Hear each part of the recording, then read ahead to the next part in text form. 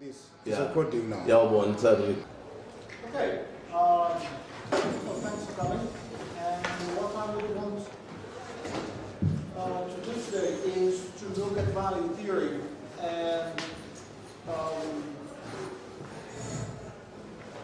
how Marx described the concept of capital, the notion of exploitation of capitalism, and then a little bit about the labor process and the role of competition in different forms of extraction and surplus value under capitalist conditions. So this is the plan for now.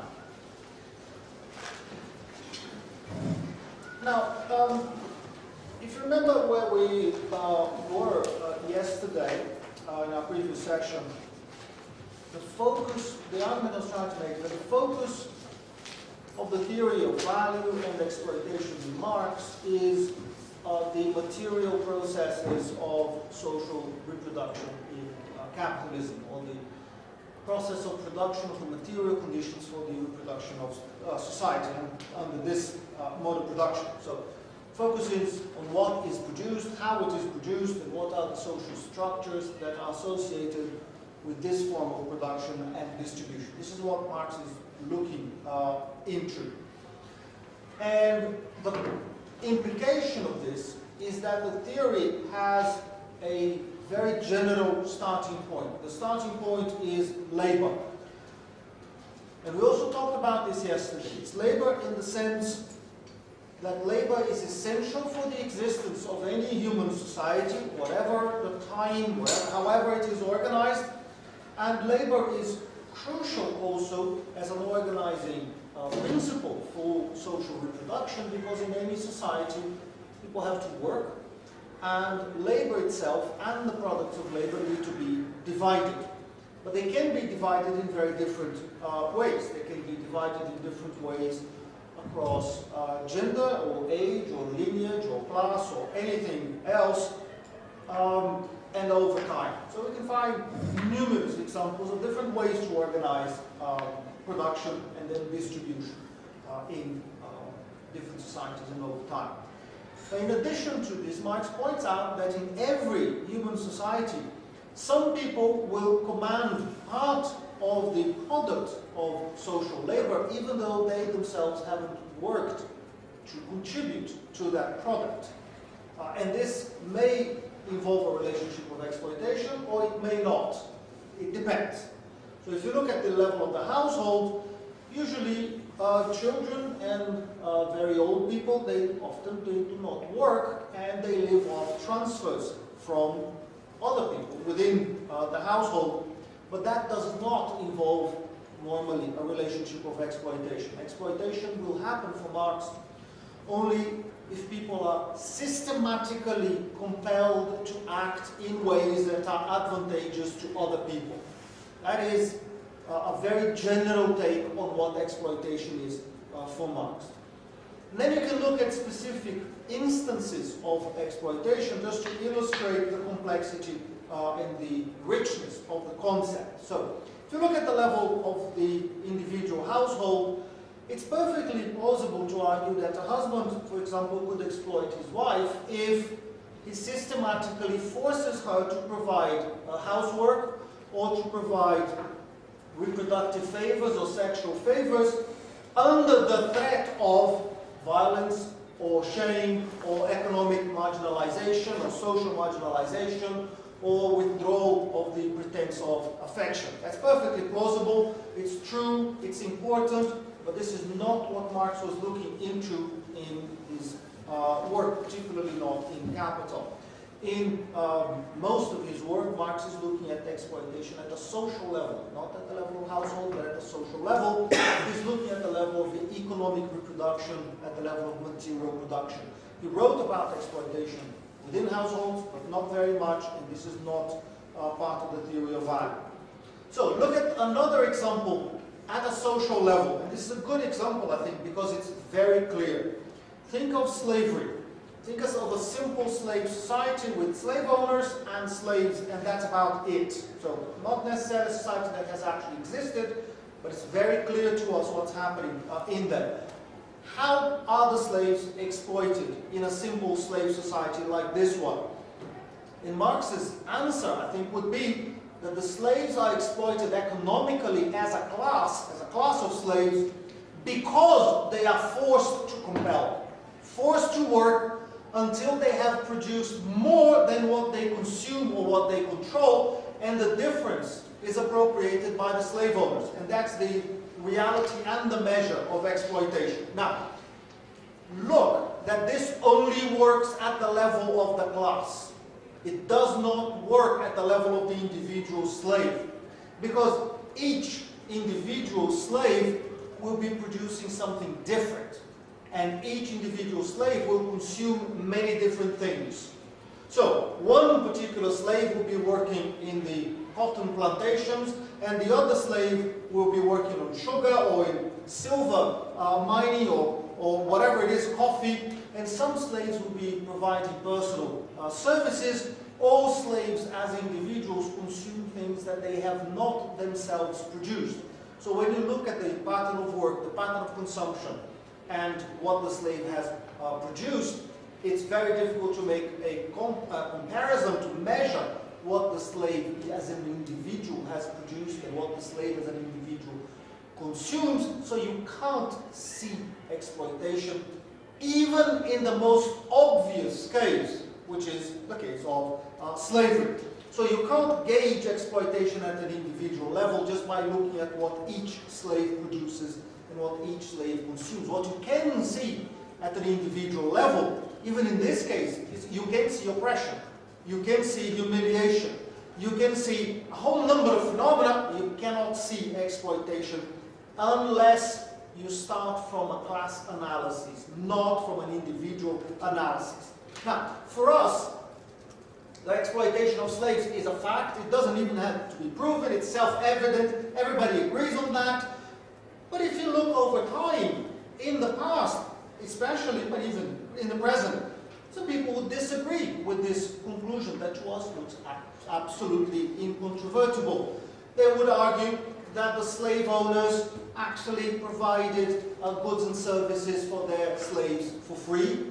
So the slaves owed them something. There was reciprocity there. The slave owners provided food, they provided clothing, they provided personal protection in a hostile world. And this is true. This is true. That's what slave owners do, and you can't dismiss the argument very easily. You can also use the same kind of argument, and it is used today, to justify child labor or to justify sex slavery. You will find that the argument always boils down, or normally boils down, to some kind of implicit exchange between the two parties, and therefore there is give and take, and so is there exploitation there? Maybe not. Now, you can deny the argument, you can deny the validity of this argument if you go back, if you forget the individual level of analysis and you go back to a class analysis. And if you go back to a class analysis, then it's very, very clear. The class of slaves, the collective of slaves, gets back only part of what it produces. Therefore, consequently, there is a relationship of exploitation there. You also know, if you look at it from a political point of view, you also know that, yes, the slave owner might provide protection to their slaves, but that protection is limited and conditional. It is limited by the imperative of reproduction of slavery. And you hit on the limit when you think that there is never security or protection for slaves who rebel against slavery. So that is the outer limit of the protection provided by the slave owners. And this was true in Roman times, and this was true in Haiti in the 19th century. It was true in the United States and in Cuba and in Brazil until the late 19th century. Now, that is one line of argument. We can dispose of that. But there's a different line of argument for slavery, or in defense of slavery, which is, if the slaves were free, then they would not work hard enough, and consequently all of society would be worse off. So in fact, the slave owners are doing a service to everybody, including the slaves themselves, by making them work and then producing enough that society can maintain an adequate standard of living. And you find this, exactly this discourse in colonial times, in defenses of slavery up to the 19th century. You find a similar kind of discourse even today when the rich talk about the poor, especially in very unequal societies. The poor are very nice people, but they are lazy, they're a little bit stupid, maybe uneducated, possibly gentle, but they have to be made to work for their own good and for the good of society as a whole. So it's actually a service, and everybody has to contribute to that. Now, from a Marxist perspective, this argument is also invalid, it's also wrong, because again, what is implicit in the argument being made here is that slavery or inequality is the only possible form of social existence. That the alternative to slavery is social chaos, degradation, and starvation for all, and so if you have these two alternatives, might as well have to choose slavery then. But this is wrong historically, because even the most superficial reading of history will show that slave labor is only one of many forms of social organization, one of many forms of social labor in history, and there are many societies in which slavery never existed or occupied only a very minor role. It's Western European feudalism, or in capitalist countries today, where slavery is considered to be horrendous and completely unacceptable. Now, Marx draws on this kind of example to say, pay attention at yourself. Look at you, capitalists, and you who live in capitalist societies. You mock slave societies, but pay attention and look at yourself in the mirror, because even though the mechanisms of exploitation in capitalist societies are a lot more subtle than slavery, no one will whip you if you refuse to work. The mechanisms are more sophisticated, but the reality of exploitation is still present. And Marx talked about wage slavery in capitalist societies, drawing a parallel with the actual slavery of slaves in the 19th century. But the difference with capitalism is, in a slave society or in a feudal society, you can see that there's something very, very wrong there, that there is very plausibly and intuitively exploitation going on. It's not the same with capitalism. Capitalism is an exploitative society. The reality of exploitation is a lot more subtle, and you need science to unveil the reality and the processes of exploitation. And even then, many people won't be convinced. But hey, then, not everyone is convinced that exploitation of slaves is even a thing. So, let's pay attention to the mechanisms. Now, what is capitalism then? If we want to understand the mechanisms of and processes of exploitation, Marx defines capitalism, I think, across three main features. First general feature of capitalism is the production of commodities. Under capitalism, most goods and most services are produced for sale. Most workers are employed in the production of goods for sale. They're employed in the production of commodities. And those commodities are systematically traded in developed markets where both firms and households will go on a regular and necessary basis to buy finished consumer goods and to buy inputs for production. So that's the first feature of capitalism, the generalization of production of commodities. Second feature of capitalism is that those commodities are produced for profit. Most sellers, typically, they don't just want to make a living, they want to make a profit, they want to advance a certain amount of capital, they want to take out of the circulation process more capital than they had before. The consequence of that, this looks obvious, but what's the consequence? The consequence is that in capitalist societies, it is the capitalists as a class that decide how much is produced, what is produced, what is going to be the level of employment, what is the structure of employment, what's the composition of output, and all that depends on expectations and the reality of profit. So, living standards in a capitalist society depend on the profitability of enterprise as a whole. And this is fairly clear. You ask any Minister of Finance for the rationale for their policies, and essentially what they're going to come down to is maintain profitability of enterprise. That is what policy making is about.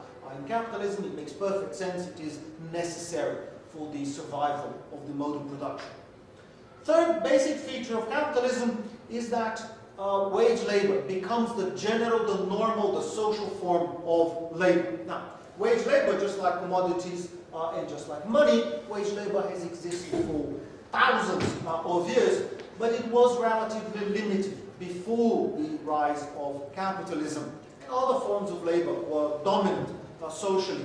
You could have cooperation, you could have slavery, you could have serfdom, you could have independent production for subsistence or for exchange over time, etc.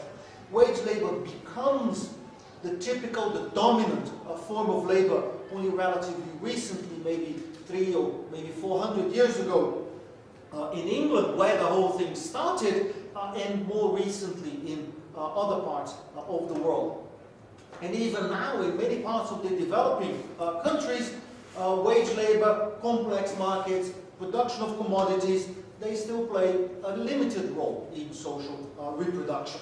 And it has been argued by some researchers, usually attached to Marxist analyses, that one of the main historical functions of structural adjustment and stabilization programs and of globalization, of global integration, liberalization, financialization, these processes and these policies serve historically to facilitate the transition to capitalism of the areas of the world where capitalism was not dominant until maybe a generation ago. This has been heavily accelerated recently by those economic policies associated with mainstream economics and with the International Monetary Fund, the World Bank, etc., etc. Okay. What is the peculiarity of capitalism for Marx? The peculiarity of capitalism is that for the first time in history, exploitation is impersonal and it is mediated by market relations. Before capitalism, there was exploitation, but it was a personal relationship. You are my slave. I will beat you up until you do what I want. You are my serf, and I will beat you up so that you will produce in my land and you work for free for me. You are whatever. Any relationship of exploitation was based on a personal bond between the exploiter and the person being exploited. In capitalism, there's a screen between them. I offer you a labor contract. It's anonymous. Send me your CVs. I will choose somebody. You're free to choose me or to choose any other potential employer. You can walk out, no problem. I can dismiss you. The relationship is protected by this screen of impersonality. There is fluidity in capitalism in a way that existed before. Now, this is also a problem. It's a problem for theory. And neoclassical economics, for example, will say there cannot possibly be exploitation in a society like this, because there are voluntary contracts. You would not sign a voluntary contract if you were being exploited. Therefore, consequently, you are not being exploited in a capitalist society. There is no exploitation because you've signed up voluntarily. You cannot sign a contract if you're going to be worse off than you would have been without the contract. Marx says it is true that you signed the contract voluntarily, but it is also untrue. Contract is not voluntary after all. So, the workers are legally free individuals under capitalism, and they will exchange their capacity to work, which is what Marx called labor power, in exchange for a wage in a bargain that is free. Because you're free to bargain for a different wage, you're free to walk out, I am free to say yes to you, and I'm free to say no to you as an employer. Now, in that sense, you cannot see exploitation happening in capitalism. You can see discrimination. You can see discrimination based on gender, based on skin color, based on sexual orientation, or whatever. That you can see visibly. People who do similar things in the workplace can be treated differently.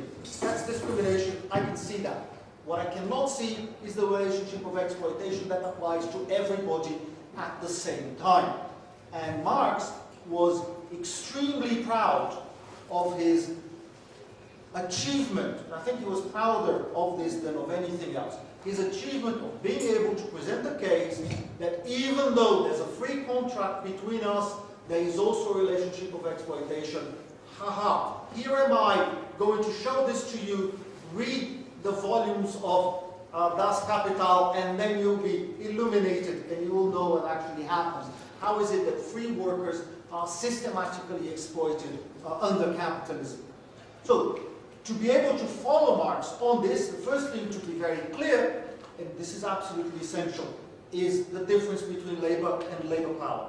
If you don't have this difference clear, you don't have anything, and then it's impossible to arrive at Marx's explanation of exploitation.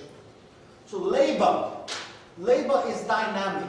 Labor is work. Labor is transformative activity. Labor is to turn one thing into a different thing. It's the process of turning. That is labor.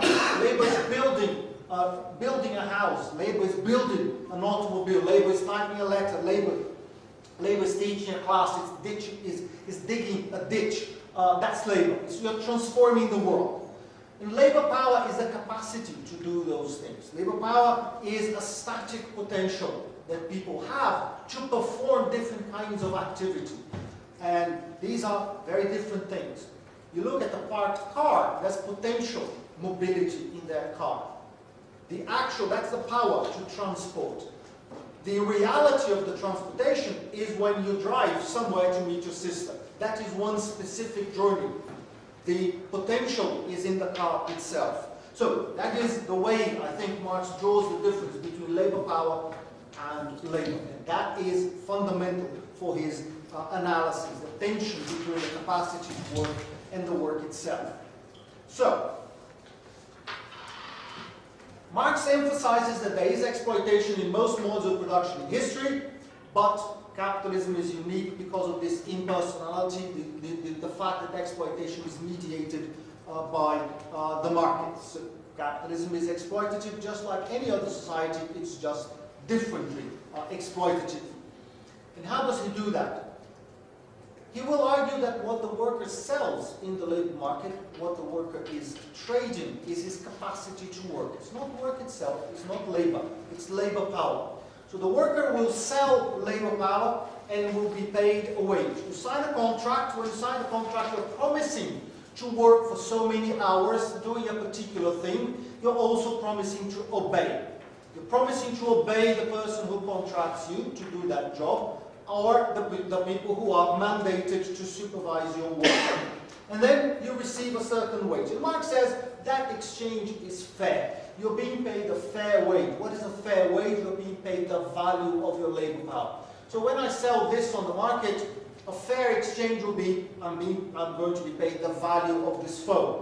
When you sell anything, Marx is always assuming the simplest possible case, things will sell at their value. What the worker sells is their labor power at value too. What is the value of labor power? The value of labor power is the amount of money that will be necessary for the reproduction of the workers. The amount of money that corresponds to the things that the worker needs to pursue in order to be in a position to return to the labor market tomorrow and do the work again. And that will include reproduction of the family of the worker also, because we all get old and our capacity to work declines, or in some cases it doesn't, whatever, over time. So you need to reproduce the working class. So in that sense there is fair exchange for everything, including a fair exchange for labor power. Everything is paid at its value. But, Marx says, the amount of value that the workers create, the amount of value created by their labor when they are put to work, that's a completely different thing. And in fact, intuitively, the entire point of hiring somebody is if you pay them less than what they contribute to your business. And that will apply for the class as a whole. The amount of value that the working class will create has to be more than the amount of value that the working class receives as the value of their labor power. And the difference, remember the example I gave about slavery, the difference is appropriated by the employers, by the class of capitalists as surplus value. the extra value, the additional value that the workers have created, and that they do not command, that they do not control. And by control, I also include investment funds, I include social security, all that is under the control of the broad working class. So, the message coming from Marx is that in capitalism, again a class analysis, doesn't work individually, because as an individual worker you're producing one thing, but you're consuming many different things. How do you compare the value of those things? You can't do that. So, it works at the level of class.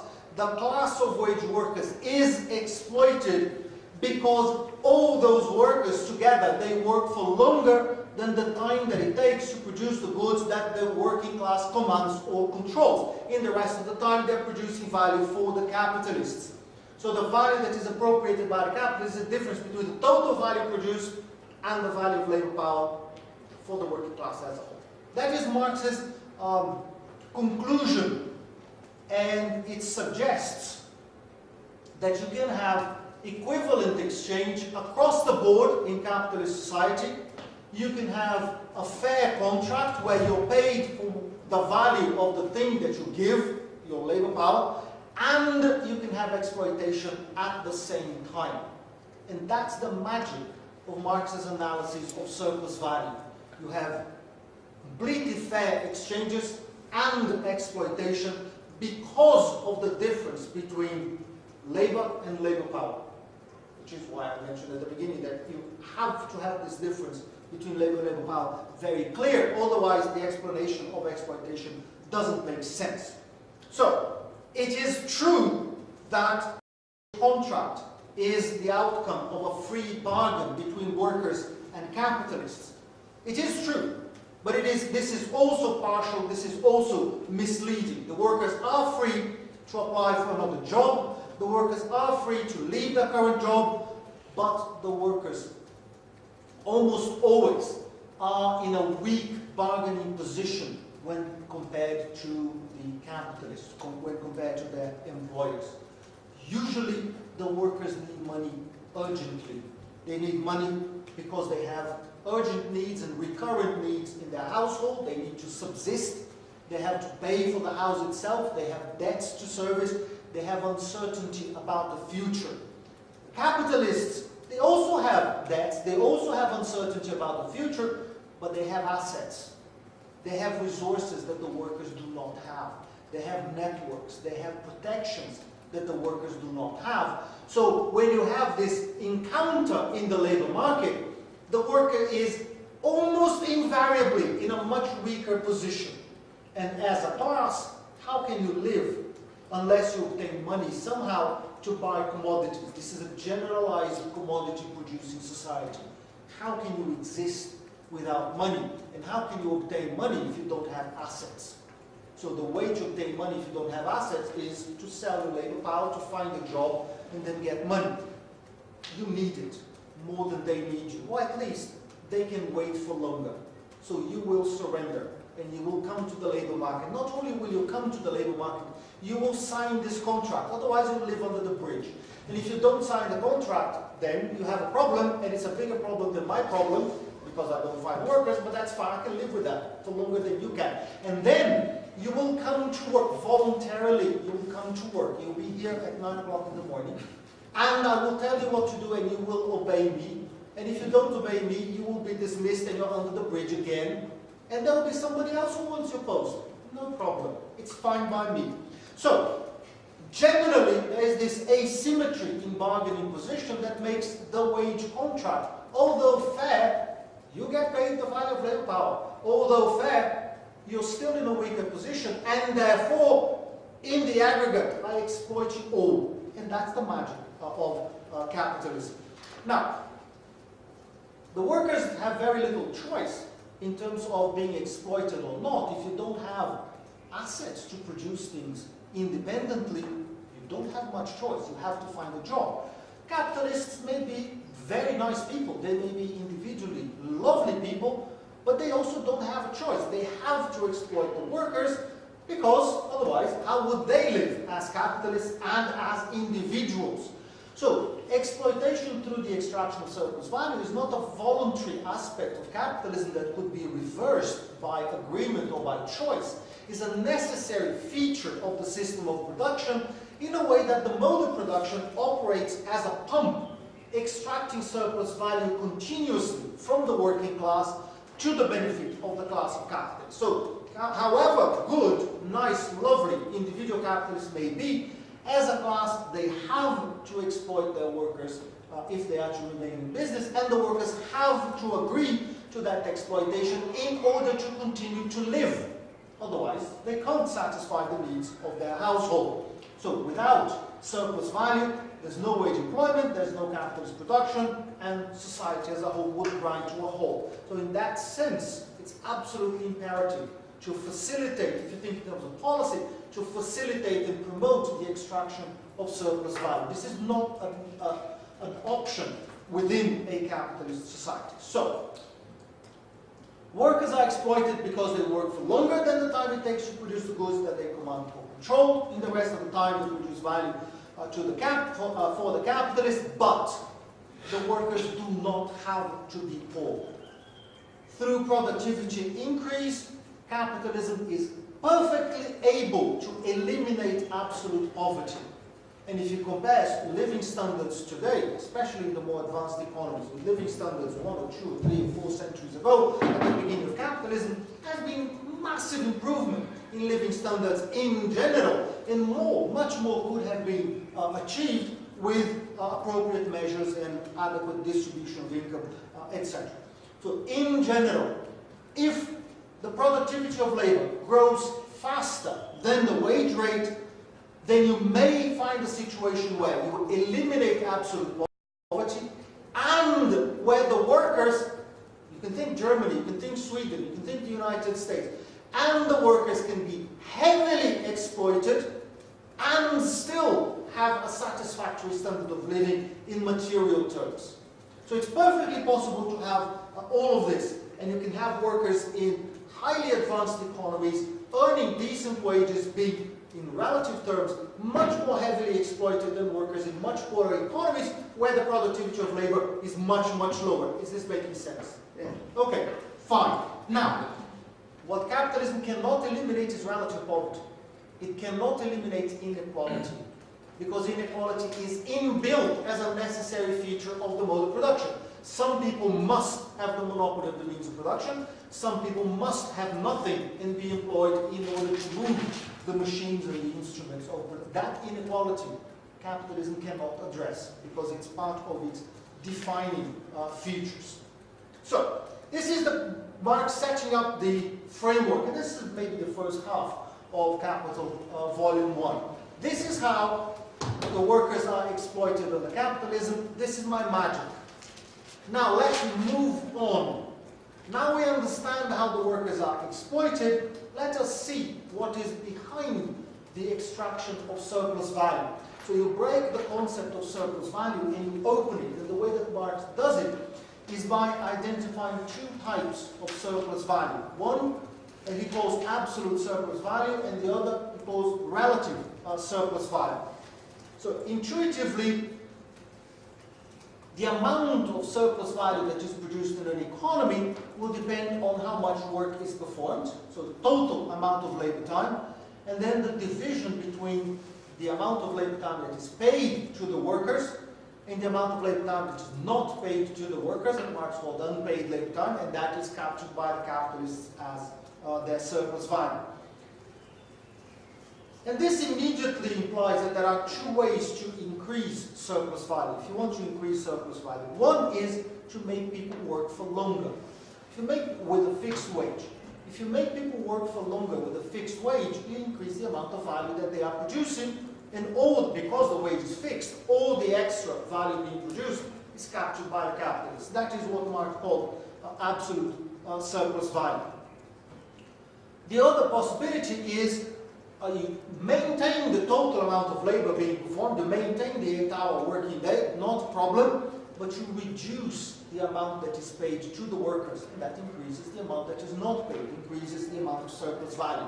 Now, Marx is also assuming that the workers have a fixed standard of living.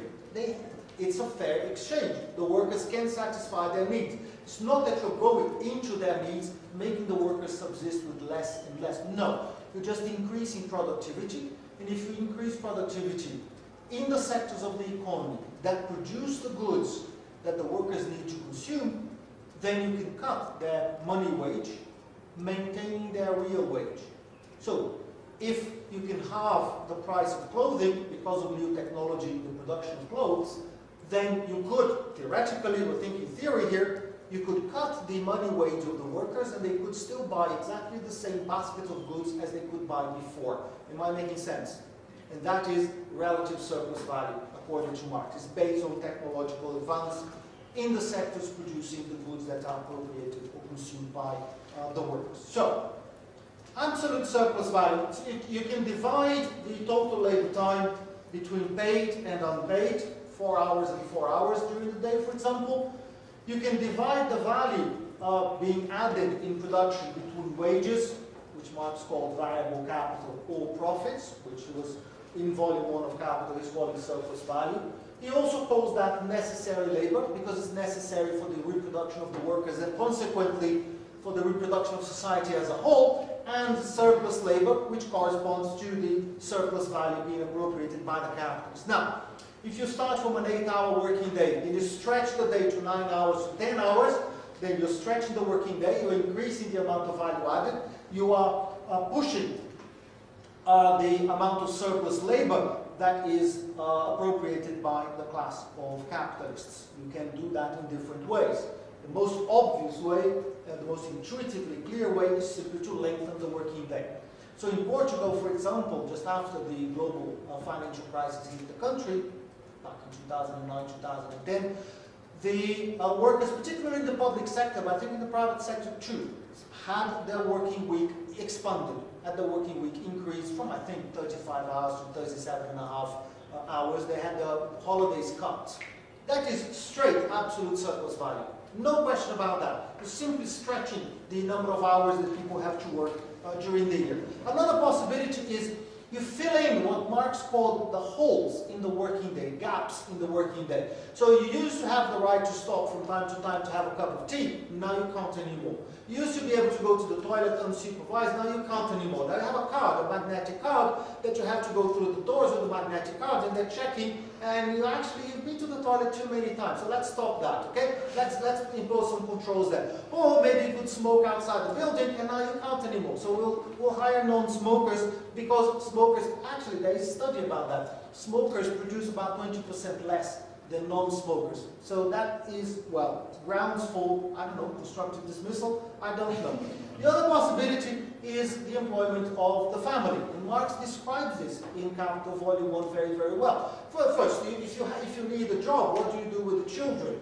And one possibility that I generously offer you is bring your children to work with you. I will even pay them a little bit, and they help you out. So you're employing more hours for little additional money. The balance is you have more value being produced than you did before. All this is forms of extraction of absolute surplus value. Now, there are limits to this. Initially, when you extend, suppose you're extending the working day, you work 8 hours a day, why can't you work for 8.5 or 9 hours a day? So there will be maybe some decline in the effectiveness of labor, but initially at least, not very much. If you start pushing it, you go to 10 hours, 12 hours, 13, 14 hours, then there may be a problem. The marginal hour may not give you very much, but initially, there's no problem. You need to eat a little bit more as a worker, you have you're more tired and you spend more energy, but initially, again, in the first hour, it's fine. You can survive on a similar amount of means of subsistence, so there's no great loss there.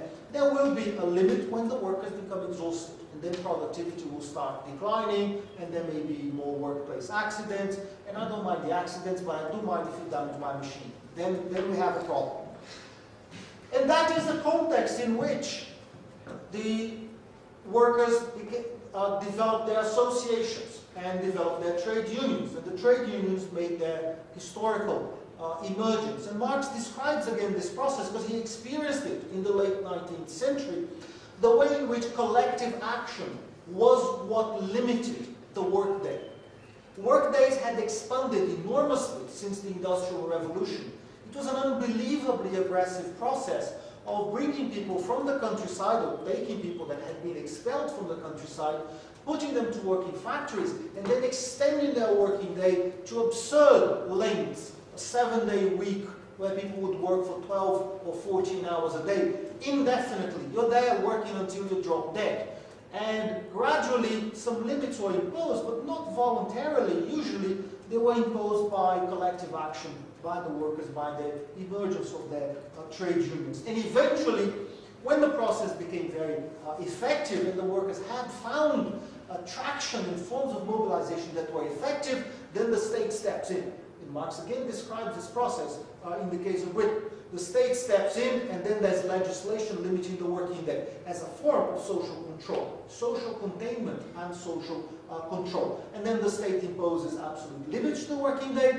It imposes payments for overtime. It imposes fines for employers who try to exceed the legal norm of work. And you have a whole apparatus of regulation of the labor market, but driven by collective action. It wasn't driven by people being very nice in realizing the damage that they were imposing on the workers and on their families. At all stages over time, the outcomes would always depend on bargaining power and solidarity between the workers. This is 19th century capitalism, clearly, but it is also 20th century, 21st century capitalism. Whenever there is a crisis in collective action, whenever there is a decline in capacity of resistance by the workers, absolute surplus value creeps back in. This is a natural tendency within capitalism because it's a very direct way to increase surplus value. So you need constant resistance, and that's what history and experience tell us, constant resistance to hold back this tendency of capitalism towards increasing the working day and the extraction of absolute surplus value that follows from it. Filling in the holes in the working day. I remember I went to Britain about 20 years ago, and there were still discussions in the newspapers about tea breaks. And this was a tradition within, a tradition for the British working class, that from time to time, even in assembly lines, even in the ports, you would stop and have a cup of tea. And you were entitled to do this since time immemorial. And that stopped. With neoliberalism, with the more aggressive position of the employers, there are no tea breaks anymore. And that is filling in the holes in the working day. You would be out for 15 minutes having a cup of tea. Now you're working for those 15 minutes. With the same salary, of course, I'm not going to increase your salary. That was my time anyway, that I was giving you to enjoy a cup of tea. I don't give it to you anymore. You keep on working, that's an extra 15 minutes for me. And that is helpful because I just bought a new car and I need to pay for it. So that you do. Another possibility, you occupy lunch breaks. Lunch breaks are increasingly small over time. People sit down at their desks, they eat a sandwich, and that's it. And you try to resolve it. I remember this, and you might remember it. When I was a child, there were 2-hour breaks for lunch, and you would phone an office, or you would try to sort out some kind of household problem during the lunch break, and you wouldn't be able to, because everybody was out to lunch. Now, you phone anywhere, and there's somebody picking up the phone. They're not having lunch. They're not having lunch. This is the norm these days. Or mobile phones and the internet. You're on call all the time, right? You're on the beach during your holidays. Somebody calls from the office and says, there's an email here that is kind of urgent. And you say, okay, fine. That's all right. It'll only take 15 minutes. I can sort this out. And it's endless. And this is free time that is being appropriated back by capital. And this is across the board. And now liberalism has been incredibly disciplining in that regard. But to be able to do that, again, you need a weakening of collective activity and collective representation by the working class, and you need a labor market that is sufficiently difficult from the point of view of the workers that you have to be frightened. If you don't perform, you're out. And if you're out, who can tell if you're going to be able to find a new job with similar advantages as the current job that you have already got. So it's a position of structural defensiveness on the part of the working class all around the world, in general. So in the employment of family labor, again, it starts as a way to help the children, in inverted commas, to help the parents, to allow mothers to be able to find work and then support their household. But what is happening is, how much money is being paid to the working class family as a whole to reproduce the labor power of the household in general, because the household will include the children, the next generation of workers. And in general, you find that capitalists try to absorb as much labor as possible, and usually campaigns to limit the length of the working day historically were associated with campaigns to limit the work of children, and sometimes also to limit the work of women, with the perception that whenever women have to work, that would create a problem of a glut in the labor market, and then you have tensions between men and women in the workforce and tensions within the household as well. Some of these tensions are progressive and some are absolutely not progressive, but that is the way it is. Eventually, especially after the Second World War, you have this normalization of a true income household where both men and women will work. But think about it. You're doubling, roughly doubling the amount of labor being offered in the labor market, has the stunt of ignore technical progress, which is kind of impossible to do. But would households have doubled the standard of living simply on account of offering twice as much labor on the labor market because now women are employed just as men were? And probably the answer is not. So very likely you create a glut in the labor market with women coming in, and then you have other gluts coming in. More recently, the integration of China and India into global production chains, etc., etc. This tremendous glut in the labor market and the devaluation of labor across the board. So a true income household, instead of being an option, becomes essential. Otherwise, again, you starve and die and you go under the bridge. The whole family goes under the bridge because you simply cannot sustain your standard of living on the basis of a one-person wage household. Anyway, that is a very long conversation. Relative surplus value is different, and it is based on absolute surplus value. It's a kind of static thing. You work 8 hours, you now work 9 hours, I gain more money. Relative, that is static. Relative surplus value is dynamic. It's based on the introduction of new methods of production and the scrapping of older and less productive methods of production, drawing on competition within sectors. And I've distinguished between different types of competition yesterday. The competition that leads to technical progress is competition within economic sectors who can produce the same thing at the lowest cost. And that capitalist will win the battle of competition within the sector until that capitalist is displaced by somebody else who can produce even more cheaply. So capitalism is dynamic because, technologically dynamic, because of competition within sectors, defined by the production of the same use value. So, in a certain amount of time, the amount of value produced is constant. So in a working day of 8 hours, you're producing 8 hours of value. But with technical progress, you produce more goods in that day.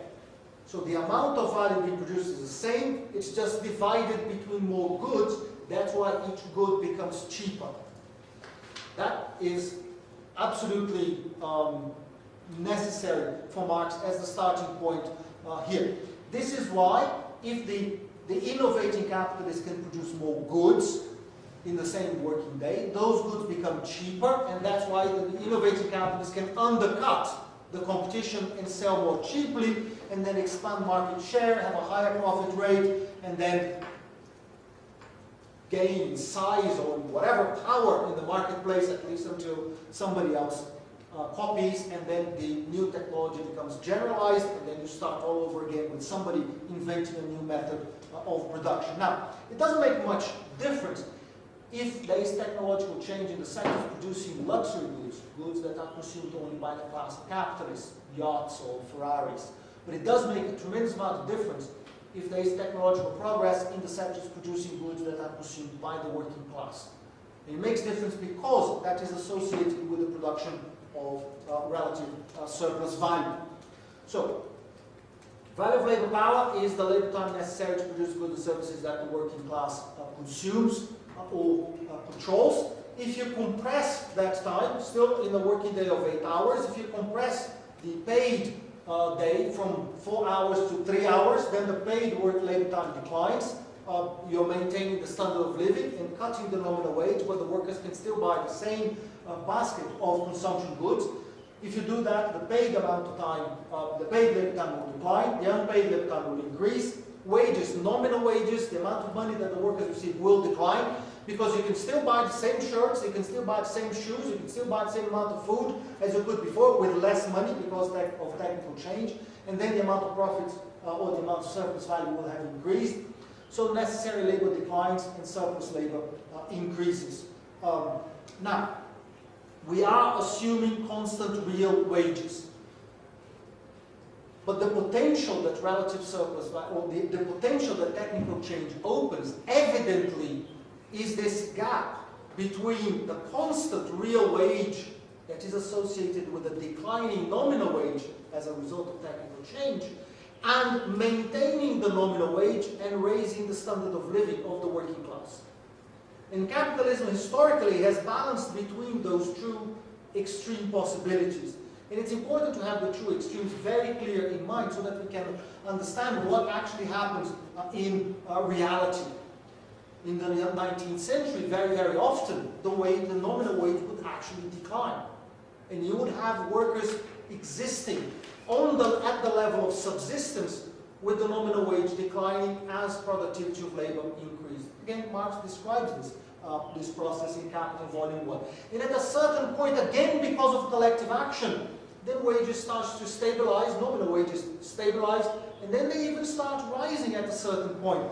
And an absolutely transformative moment in this process is the rise of Fordism in the United States at the beginning of the 20th century. And then you suddenly realize that actually it's not just maintaining the standard of living, you can actually pay the workers more, and then there will be an impact in their productivity and in your capacity as an employer to select the workers that you want. And in the case of Henry Ford, it was completely mad. You can regulate the behavior of your workers, you can choose the workers who are most pliant and religious and that will behave inside their household in the way that you want. You can change the world by choosing the people that you want as your employees, and then pay them well and they will behave. And as you're doing this, you transform capitalism as well, because you create a mass market. And this was an absolute moment of transformation in the process of expansion of capitalism in the United States. And then elsewhere, you create a mass market, particularly for consumer durables, with increasing productivity, or driven by increasing productivity, exploring this wedge that is opened by the capacity of the system to produce more and more quantities of goods in a given labor time. And that was fantastically important. Then think of Keynesianism after the Second World War and the productivity sharing agreements that existed at that time. You're exploring this wedge and bargaining over the way. You're not bargaining anymore. That's social democracy in the post-war period. You're not bargaining anymore over the existence of exploitation. You're bargaining over percentages of productivity growth. Now we don't discuss the system of production. There's no revolutionary aspiration. We're discussing that productivity growth was 5% last year. It's 2% for you, 3% for me, okay? No, it's the other way around. And then you bargain and you find an agreement, and every year everybody becomes better off economically, and you buy consent. And that was a tremendously politically stabilizing process in the advanced economies in particular, but also in other parts of the world too.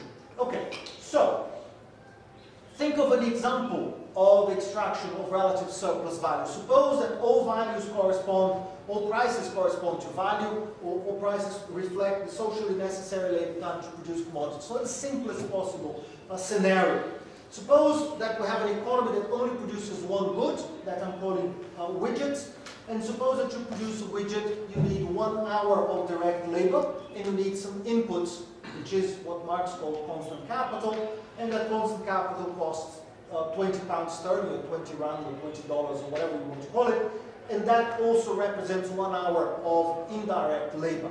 So 1 hour of labor produces 20 20 pounds. 1 hour of labor in any sector of the economy produces 20 pounds. We assume that the workers are all the same, there's a homogeneous labor process across the board. Are we okay? Up to point 2. Are we okay?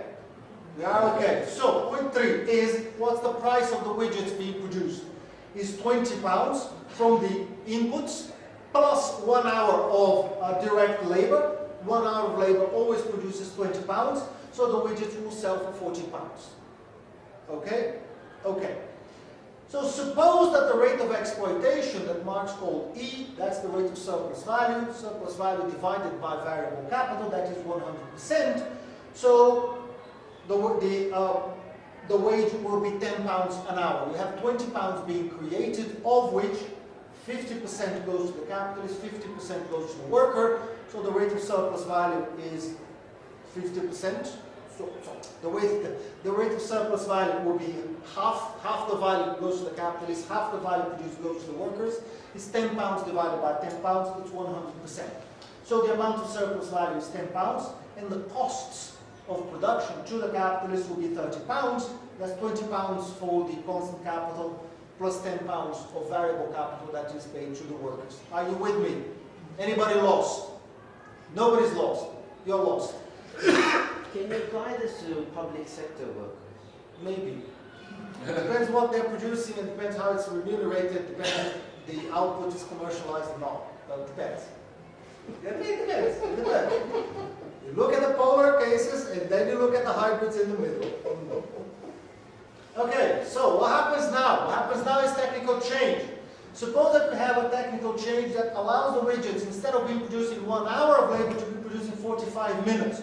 So what happens to the unit cost? You still need the material inputs, the same as before, 20 pounds of material inputs, but now you don't need 1 hour of work, you need 3/4 of an hour of work, so you pay only 3/4 of an hour of wages. You pay only £7.50 of wages. So cost of production fall from 30 pounds to 27 pounds 50. Are you with me? Yes.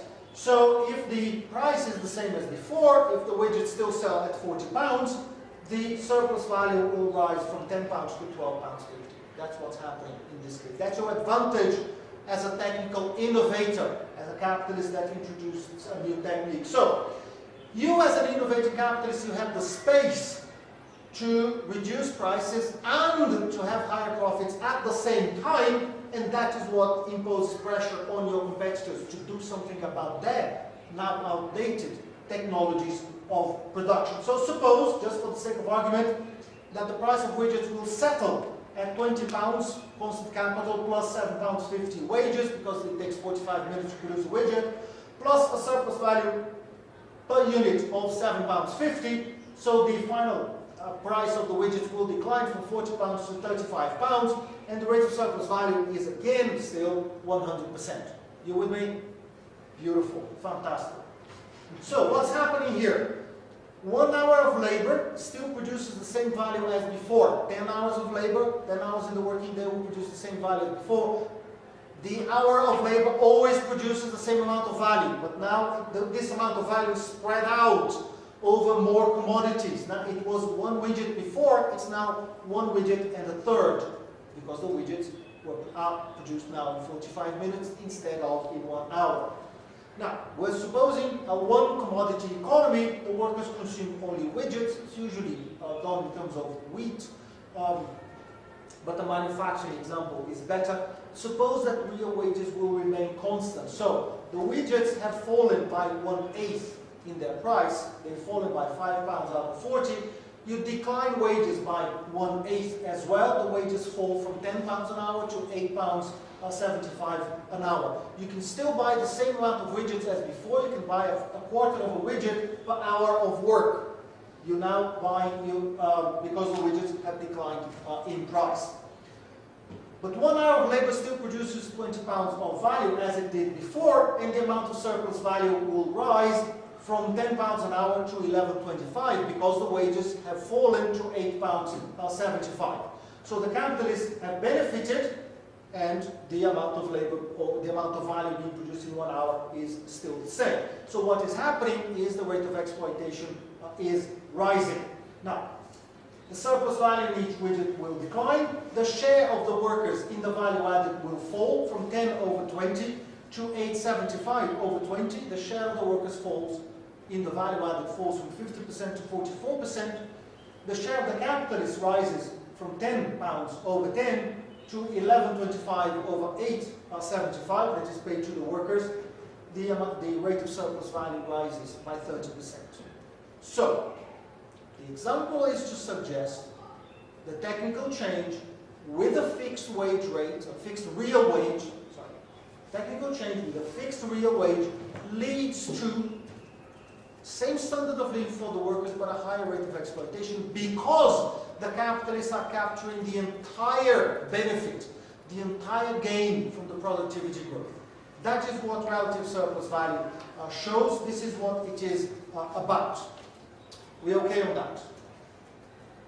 Beautiful. Okay.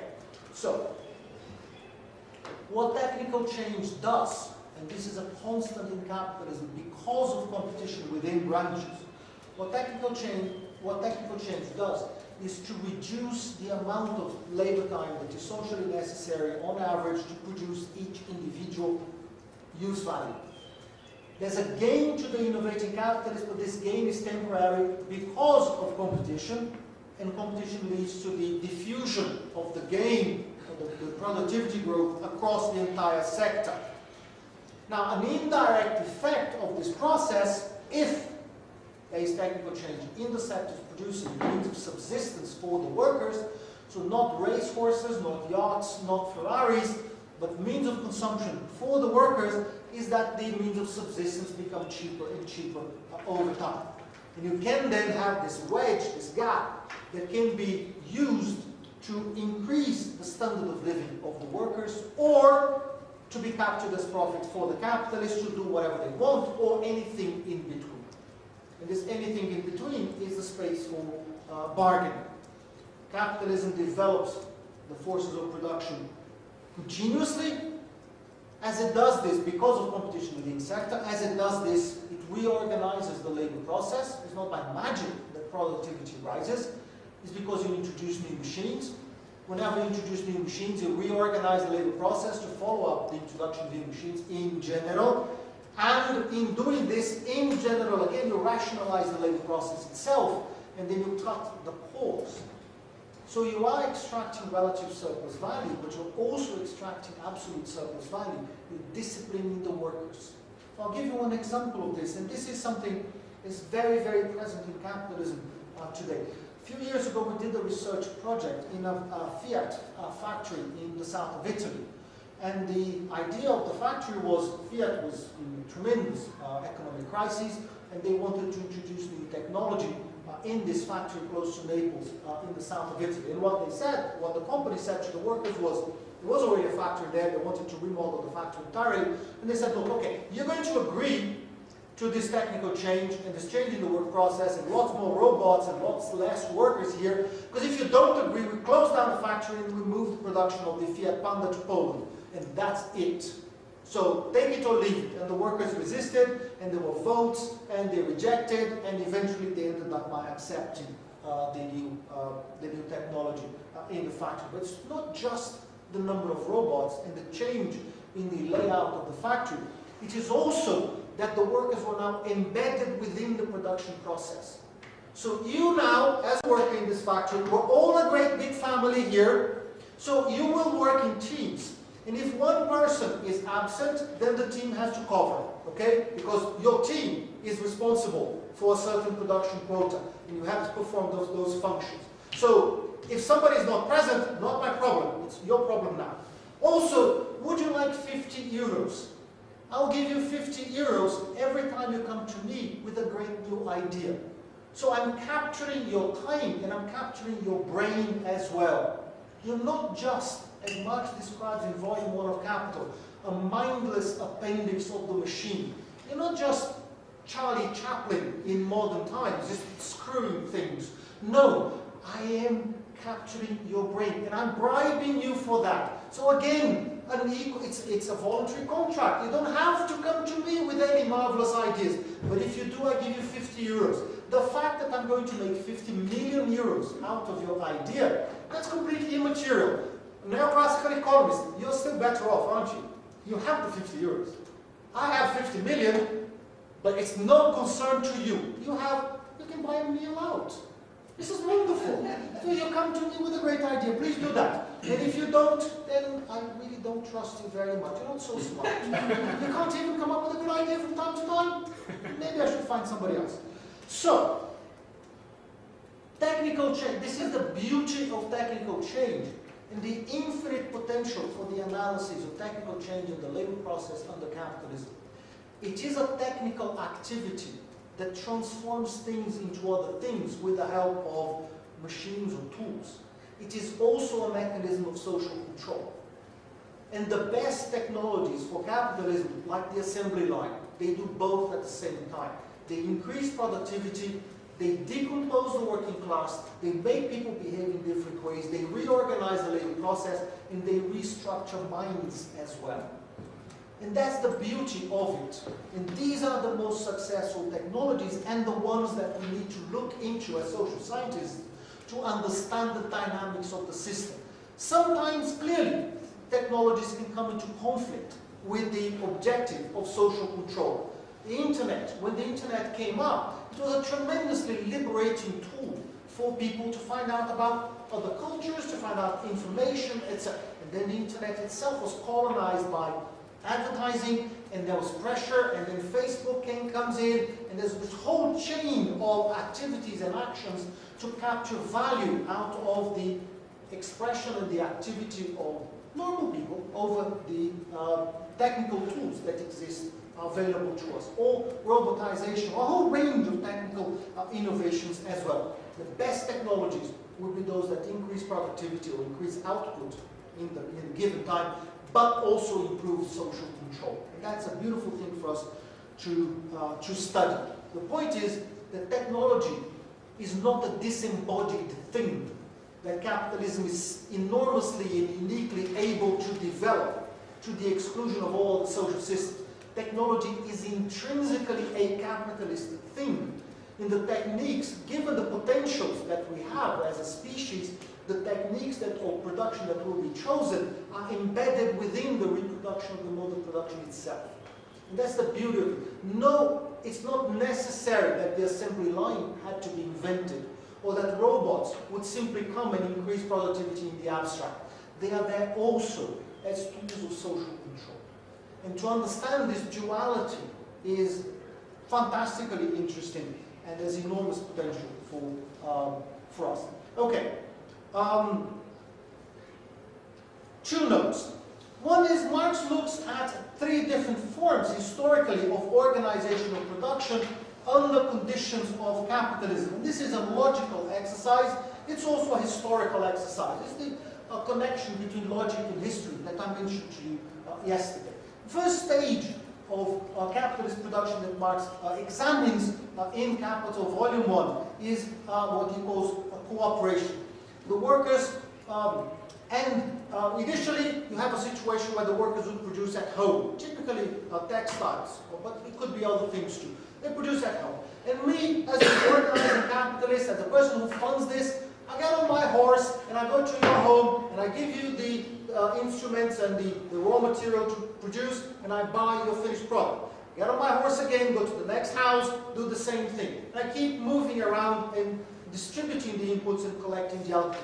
But that's not so good for me. I have to ride a lot and I don't control what you do. And that is not very convenient. So what I do is I introduce cooperation. I bring everybody, all the workers, under the same roof. Don't change anything in terms of methods of production. You still have the same tools that you used to have at home, but now I have a benefit of not only not having to move around, but I have the benefit of surveillance and control. Now I know which one of you is actually good, which one can produce more, and which one can't. And if there's competition for space, you'll be the first to go if you're not so good. There's also this buzz of human energy from interaction. You're together, you're doing similar things, one person can help the other, and there are possibilities of joint labor. You help me here, and then I'll help you later on, and people are happier together maybe, and they produce more. There's not much specialization, the labor process doesn't change very much, and the workers are generally interchangeable in a functional term. Then you move on to the second stage that Marx calls manufacture, and that is a moment when there is a reorganization of the method of production, and this is Adam Smith.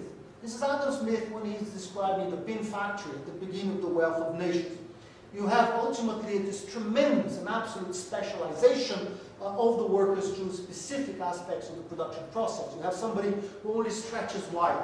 That's the life of that person, stretching wire all the time. Becomes the most effective wire stretcher in the universe. Produces enormously compared to what they would be able to produce before. That's Adam Smith's whole point, is tremendous increase in productivity in the stage of manufacturing. So the skills of the workers and the tools that the workers use will become incredibly specialized.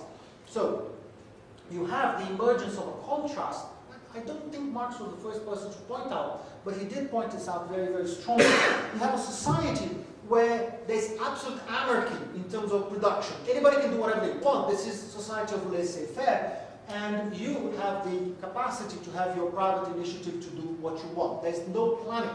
But inside each production place, inside each factory, there's absolutely centralized planning. Despotic planning. So I am the boss, and I regulate minutely everything that happens inside this factory. Now, this increases productivity.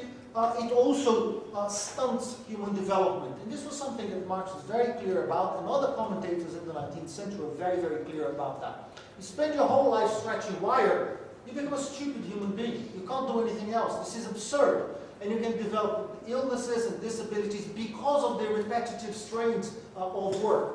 And when you become useless to me, I throw you on the street because you're useless to me. So what do I want to know about you?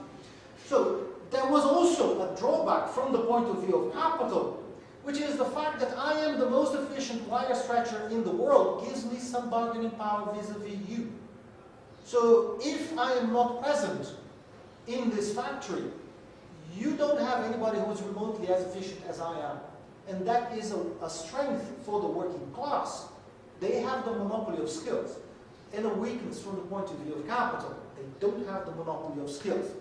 So the stage of manufacture is very vulnerable to disruption, even by individual workers, much more by collective action. That's a problem for capital. And that is when technical innovation is introduced. And you can also write a whole history. Marx talks about a whole history of technical innovations being introduced in response to collective action since 1830. That is the date that he mentioned. And in general, what you will find over the history of capitalism is that the places that will be mechanized first, the places where new technology will be introduced first, are often the most unruly places, the places where there is most resistance by the workers to capitalist control. And that is the place, well, of course, because productivity is lower, because uncertainty is highest, so you introduce machines to regulate the work in those places. Then you move on to the stage of machine production in response to the deficiencies and shortcomings of manufacturing. And then you have machine production, which is an enormous increase in productive power, with machines with their own engines increasing production and increasing enormously the scale in production. So, what are you doing when you introduce machines? You're embodying the skills of the worker into the machines themselves. And the workers, that is the stage when Marx said the workers become minders of machines. They turn the machine on and the machine does the job, and then they turn the machine off. And that is a stage of de-skilling. I was the most efficient wire stretcher in the world, I don't have a job anymore, because a machine can stretch the wire now. What job there is an unskilled job for somebody to turn on the machine and then turn off the machine. I exaggerate, but only a little. So the workers become interchangeable, and that is power for capital. No monopolizable skills. That's a rule for capital, to capture the skills of the workers. It becomes relatively easy to train new people, and that is the process of capital capturing skills. So it doesn't matter if you need people with master's degrees to operate extremely sophisticated machines today. as long as those capacities can be reproduced systematically by an education system that channels people from being unable to do that particular job to being systematically able to do that job, that's fine. It's not how intelligent you are. It's the capacity of capital to reproduce those skills and not let you as an individual control any particular skills. To make you as replaceable as any machine is, as any tool is. That is the object of struggle. It's not to make people idiotic, it's just to make them replaceable by a system of education and training. The consequence of that is the decline in the bargaining power of the workers, and then the capacity of capital to drive into the working day and extend the working day almost without a limit, leading to the deterioration of the conditions of work and the deterioration of the conditions of life of the workers. And we continue with this, within this stage into today, with the mechanization of production, with absolutely immense possibilities of production, and the degradation of human capacities compared to the material possibilities that society has, given the technologies that are available to us.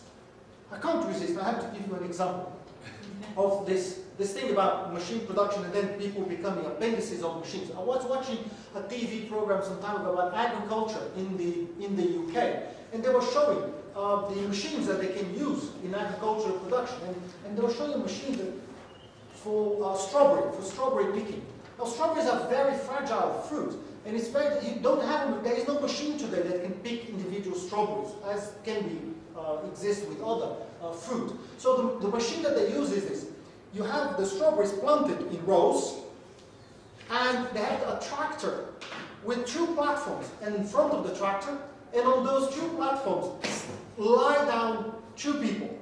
They are lying down, and the tractor moves very slowly, and those two people are picking the strawberries with their hands. Now, this is literally the humans as the tools of the machine. It's incredible, absolutely incredible operation. The tractor moves very, very slowly, and people move very, very fast, and they pick all the strawberries, and then the tractor comes back again. And that is how strawberries are picked. It's unbelievable. But someday, somebody is going to invent a machine that can pick the strawberries, and these two guys will be out of job. De-skilled completely, and then dispensable for the system of production. So,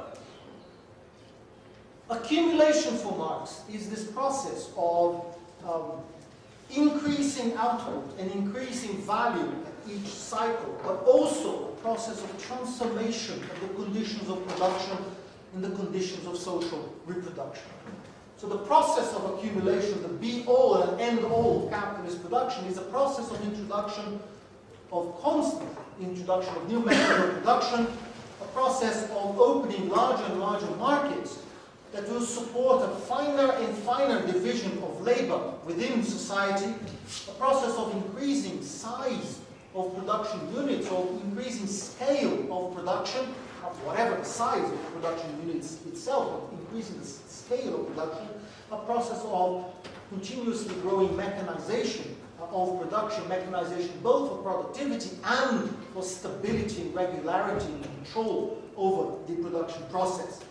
And this happens through two basic processes that Marx identifies. One is the concentration of capital, the other is centralization of capital. And so just for the sake of terminology, because this is not generally used, concentration is when individual capitals grow in size. So concentration is Facebook. Starts very small, becomes very big. That's concentration of capital. Centralization is when capitals grow by mergers and acquisitions. So when Bill Gates, that's concentration, Microsoft grows, but then they start centralizing as well by absorbing competing companies and supplementary companies, and then becoming even bigger in that process. And Marx talks about these two processes. Now, and then he looks at the implication of accumulation for the demand for labor power. And Marx is again very, very clear about this. Accumulation has ambiguous effects on labor. Accumulation as capital grows demands more labor, of course. But accumulation also implies technical progress that displaces labor. So you have these two processes going on at the same time. And again, just like we discussed yesterday, is not a matter of arithmetic, adding up jobs created and jobs destroyed and arriving at some kind of equilibrium solution. No, the problem is to understand the dynamics of the process.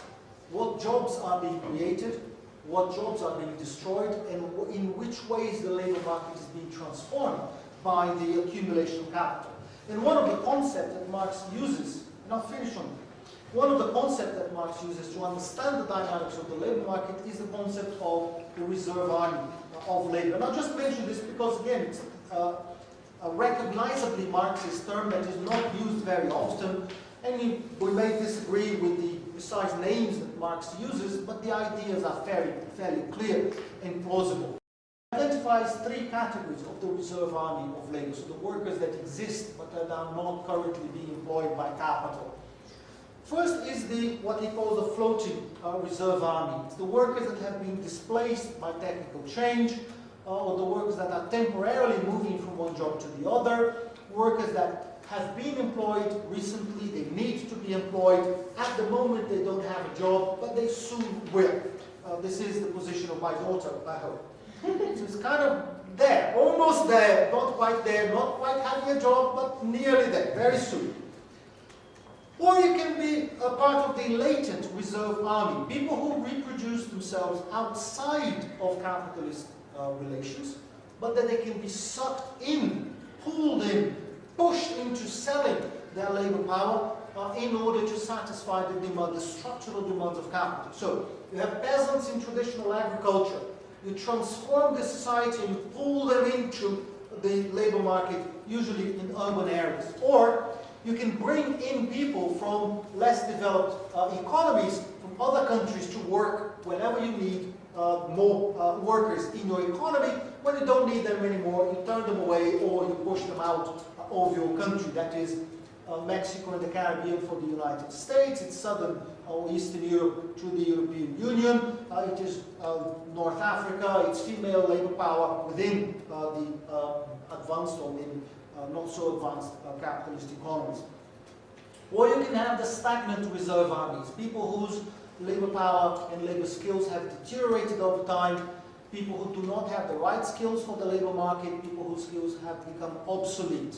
And these people will exist at the margins of organized economic life. So take a British example. One of the most advanced capitalist economies in the world, with a very sophisticated market society, where capitalist behavior has become absolutely established over 300, 400, 500 years of development, and then you close down the coal mines. You close down the coal mines in the 1980s, and you displace a highly skilled working class, and you push them out. And what is the idea? This is a flexible economy, come on. What is the idea? They will find other jobs. They will move to other sectors of the economy. They will retrain. What actually happened to those people? For many of them, they never found another job. The British economy is an incredibly flexible economy, sophisticated labor markets, a small country. People can move around. They've been doing this for generations. A lot of people could never find another job. And their children find new jobs, but they find new jobs in call centers. They find new jobs that are poorly skilled, poorly paid, unstable. These are new jobs, the jobs that exist in the age of neoliberalism. So these the original, traditional mine workers became part of the stagnant reserve army when the neoliberals expected them to go to the floating reserve army and recycle themselves and become successful workers in a new economy without coal mines, but successful in other ways. Or maybe they expected those people to become financial market operators working in the city of London. It doesn't happen like that. There are rigidities that neoclassical economics is unable to capture and understand. The heterodox economists can capture and can understand, and that Marx offers a particular way to approach those features of the labor market. Now, okay, let me wrap this up. What is important in this story is the mechanisms of exploitation of labor in capitalist society. And Marx spends an enormous amount of time talking about that. There's the basic principle of exploitation. Through the extraction of surplus value, you sell a labor power, you're paid the correct value for the labor power, you produce more value, then you're paid. There it is, you're exploited. Bingo, I've explained exploitation in this mode of production. And then he refines this concept. This is methodology. He refines this concept, explaining different forms of extraction of surplus value. Goes into detail about absolute surplus value, goes into detail about relative surplus value, and then identifies competition as an absolute core for capitalism. And what are the implications of competition? So Marx analyzes different aspects of competition within each sector: relative surplus value, cheapening of the means of subsistence, constant technical progress, implications for the reorganization of labor, implications for labor control, implications for the structure of the working class, People exist in different ways depending on their relationship to the labor market, because the economic, again, is not everything, but it is very, very important in explaining how people position themselves within society, and exist and reproduce themselves within society. And Marx is concerned about that. So that is more or less the end of the substantive theoretical part of Volume 1. Then he talks about the primitive accumulation of capital that we'll discuss tomorrow and see what the implications of that will be. But this is a story of exploitation and the different aspects of exploitation under capitalism, and how illusory, how misleading appearances can be when you look out of the window and you see people voluntarily signing labor contracts and going to work. That is, it's partly true, but it's also misleading. And the work is to integrate these different aspects, not to deny one of them, but to integrate these different aspects of social existence under capitalism. Okay, that's it. Thanks.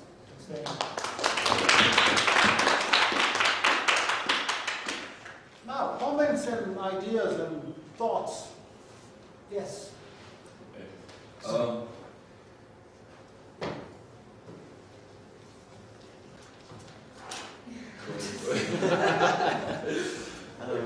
What I wanted to ask, I have two questions. The first question has to do with, you were saying it's possible within capitalism to alleviate or negate to some extent absolute poverty. And I was thinking, if you transpose this to a global scale and you considered in world systems terms the kinds of asymmetries that exist between cores, peripheries, semi-peripheries, and so on, I can see theoretically how it's conceivable to alleviate absolute poverty, perhaps locally, nationally, or regionally. But within the global context, is that still conceivable? Because I imagine that if you try to bring that about on a global scale, it would explode the system itself. So I just want to get your insight into that.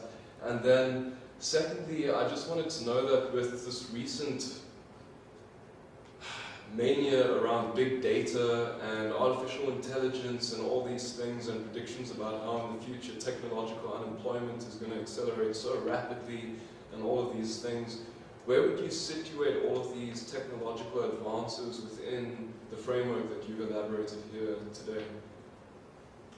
If you think of cheap vaccines, they are genuinely cheap and they have extended life expectancy across the world. It is possible to educate all our children. It's possible to feed everybody and for people to have already a reasonably decent standard of living. If you project into the future, double productivity, quadruple productivity, it's conceivable again that you could, I don't see why not, eliminate poverty at a global level.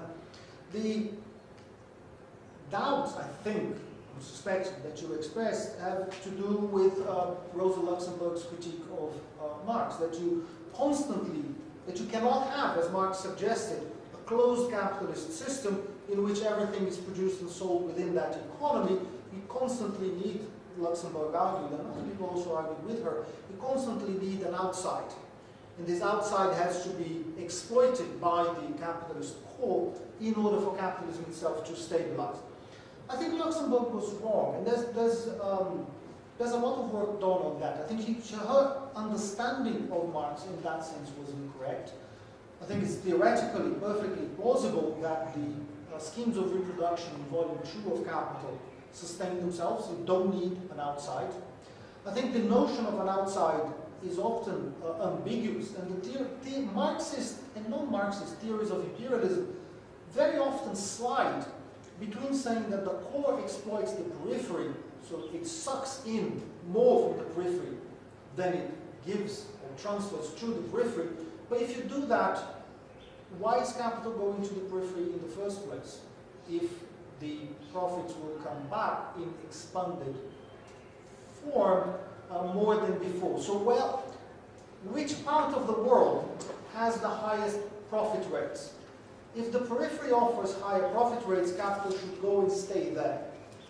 If capital goes to the center, it's because the center is offering higher profit rates. So what is it really that is offering advantages to capital? And that is a passing inconsistency, not only in Luxembourg, but in a number of analysts of imperialism that want to have it both ways. Capital goes abroad because abroad offers higher profit rates. Capital is sucked back and the periphery is exploited. Evidently can only be because profit rates are higher in the center than in the periphery. I hope I'm making sense here. So, going back to your thing, I don't doubt the existence of imperialism, I just think it's not driven by profit rate differentials. We can have a longer discussion about Rosa Luxemburg, but I think what she suggests doesn't make sense. I think it is possible to conceive of the elimination of poverty under capitalism. I don't see a fundamental problem with that. And I don't think capitalism will collapse because of this kind of problem of economic inconsistency that would be a kind of catastrophist position. If we wait long enough, capitalism has so many contradictions that it cannot survive any longer and somehow it fails. No, I think capitalism will collapse only if it is displaced. It will cease to exist by a political process, not by an autonomous economic process. Okay, big data and technological unemployment is a huge discussion, and I think it helps to illustrate the point that technical change is both for productivity goals and for social control. And big data and Facebook, etc., they have this tremendous ability to bring these two things together. We imagine Facebook and the internet the image is sold that they are liberating tools, allowing us to do things that we couldn't do otherwise and access information, when in fact you become the information as a user. And everybody becomes the means of production for Facebook, and then your data is traded, not as individuals, there is some individual surveillance of course, but in general, what is being sold is the patterns of behavior that make sense only in very aggregate terms. Opens a new frontier for capital accumulation that we didn't even suspect a few years ago that would exist. And that's amazingly interesting. There is this debate about which occupations are going to disappear. You must have seen this very recent study about 700 occupations at risk. So don't tell your children to try and become drivers, because drivers won't exist within maybe the next 30 years or whatever. So these are dislocations. Will they lead to higher permanent unemployment? I don't know. I have no idea. But again, it's not going to be an issue of counting those occupations and how many millions of people will be dislocated, but of trying to understand the dynamics of the labor market and what jobs will be created. So if you read The Economist, for example, the mouthpiece of big capital, there's tremendous faith that capitalism will always be able to generate the new jobs that are necessary to employ as many people as we need in order to close the labor market. And if there is unemployment, it's because of rigidities in the labor market. It's because of industrial actions, because of protective legislation, it's because of strikes or whatever. It's not because of capitalism itself. I don't know.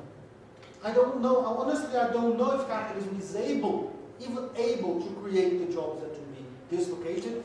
But what we have seen in the past 40 years or so is a pattern of job creation that is devaluing the workers, devaluing the working class in the world as a whole, making jobs or exporting jobs and turning jobs into cheaper and cheaper jobs with implications for wages almost everywhere.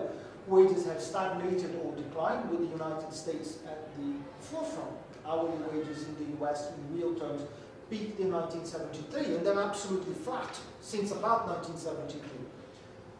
Productivity gain, if you look at productivity growth in the United States since the Second World War or even before, it's an absolute straight line. It hasn't changed almost at all. It continues to grow in a straight line. It was followed by wages until 1973. This is the Keynesian compromise.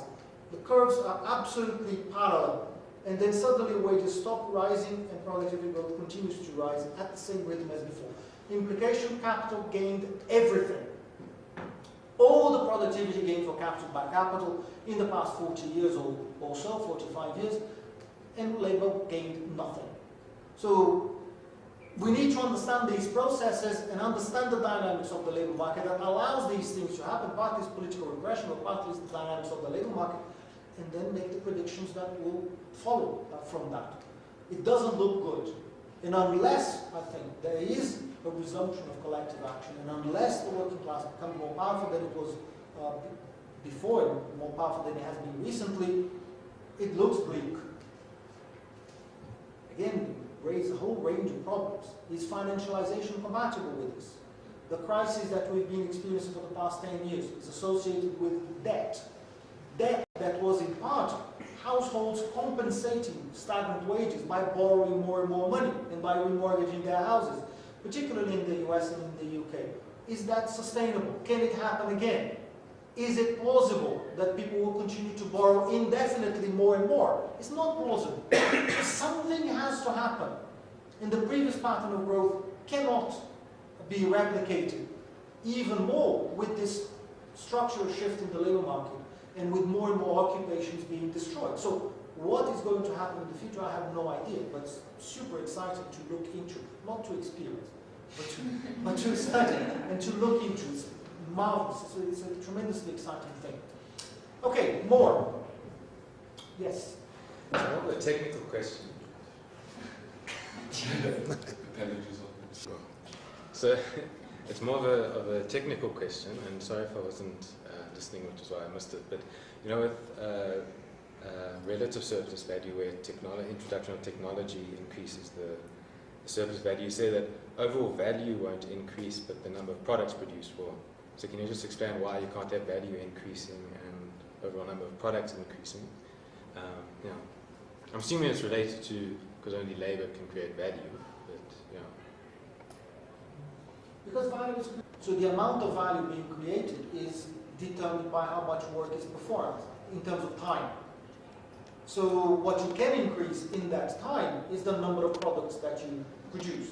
But for the society as a whole, if society works 10 billion hours a year, that's what the value created is. However you fill in those hours, that will be the value. So it's the definition of value as socially necessary labor time. Does this help? Yes. Just by definition of work. Thanks. More, yeah. About the center periphery point you're making, in terms of where profitability is higher in the center.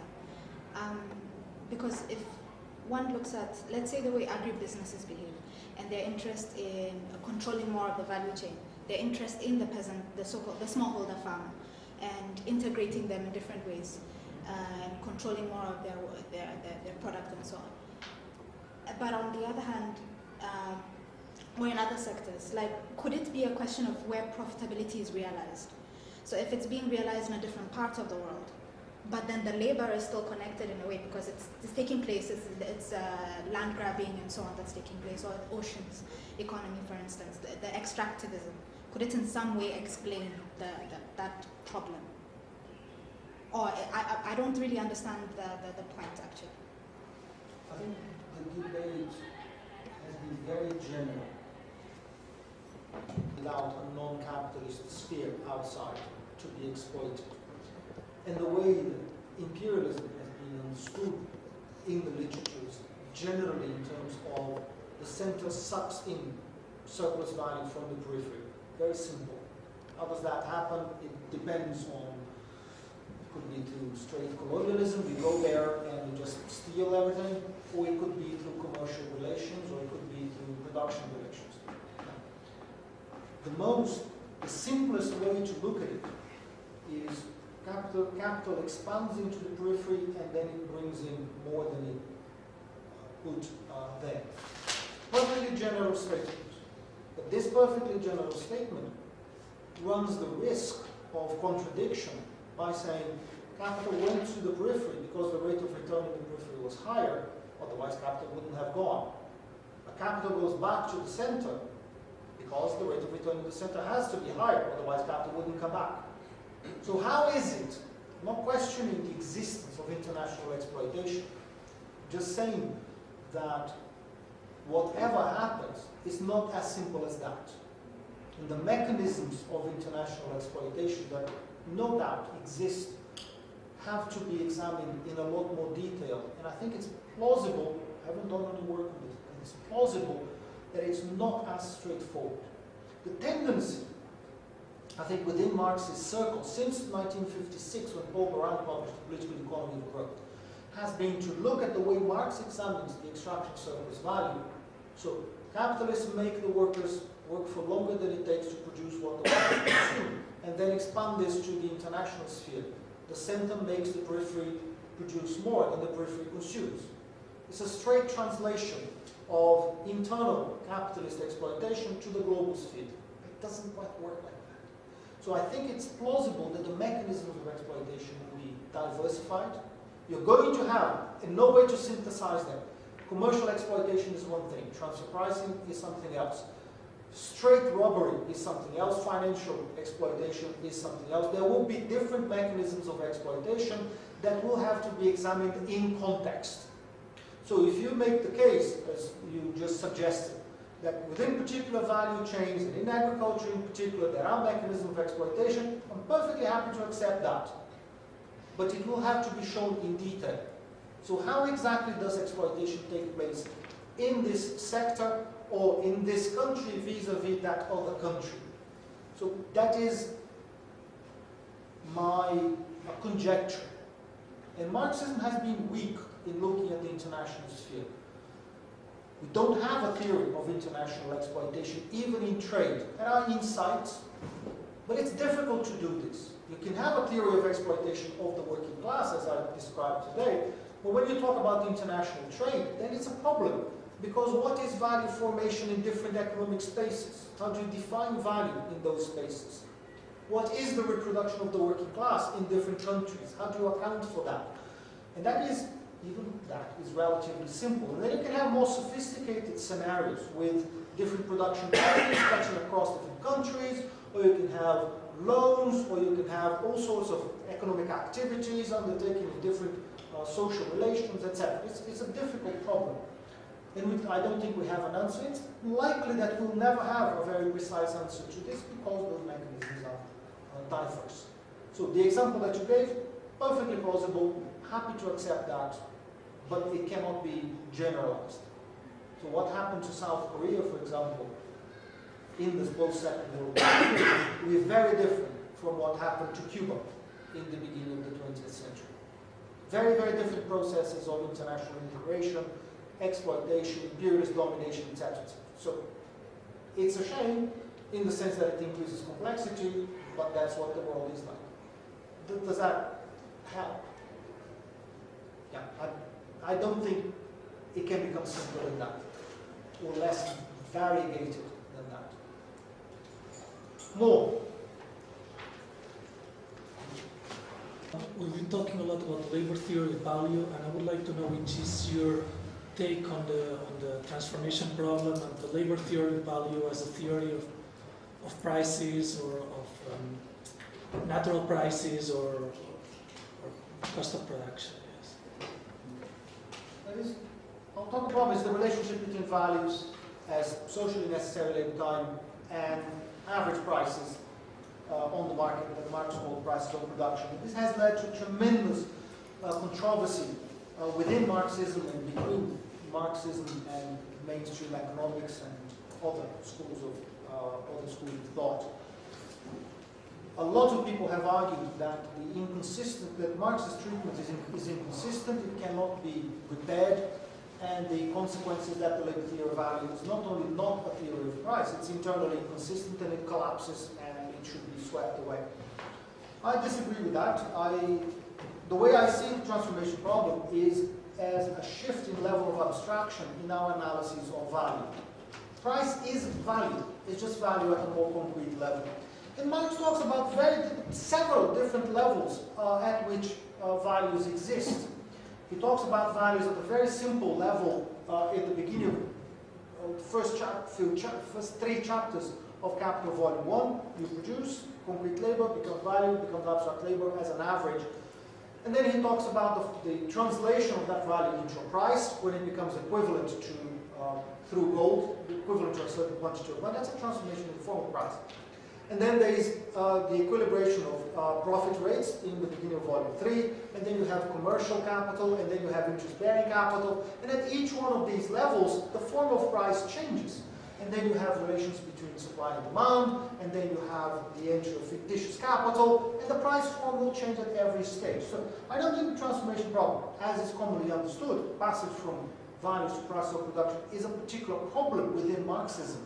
It's just a new level of analysis, but one that was associated with Adam Smith, and then Ricardo's difficulties with fixed capital, and then what do you do to average the rate of profit when you have fixed capital involved in production. And the way Marx explained was not very fortunate, but then Volume 3 of Capital was just a draft, and the guy died before. Actually, he had stopped working on that thing long before, and I think he stopped working because it got boring. That's my personal interpretation. Why did Marx never complete Das Kapital? Because he got bored. Learning Russian is much more interesting. Looking at agriculture around the world is more interesting. He resolved the problem in his own head and moved on. So I don't think he was particularly worried about any of that. And I think if he were, he would have done something about it. So it doesn't trouble me, but it does trouble economic theory.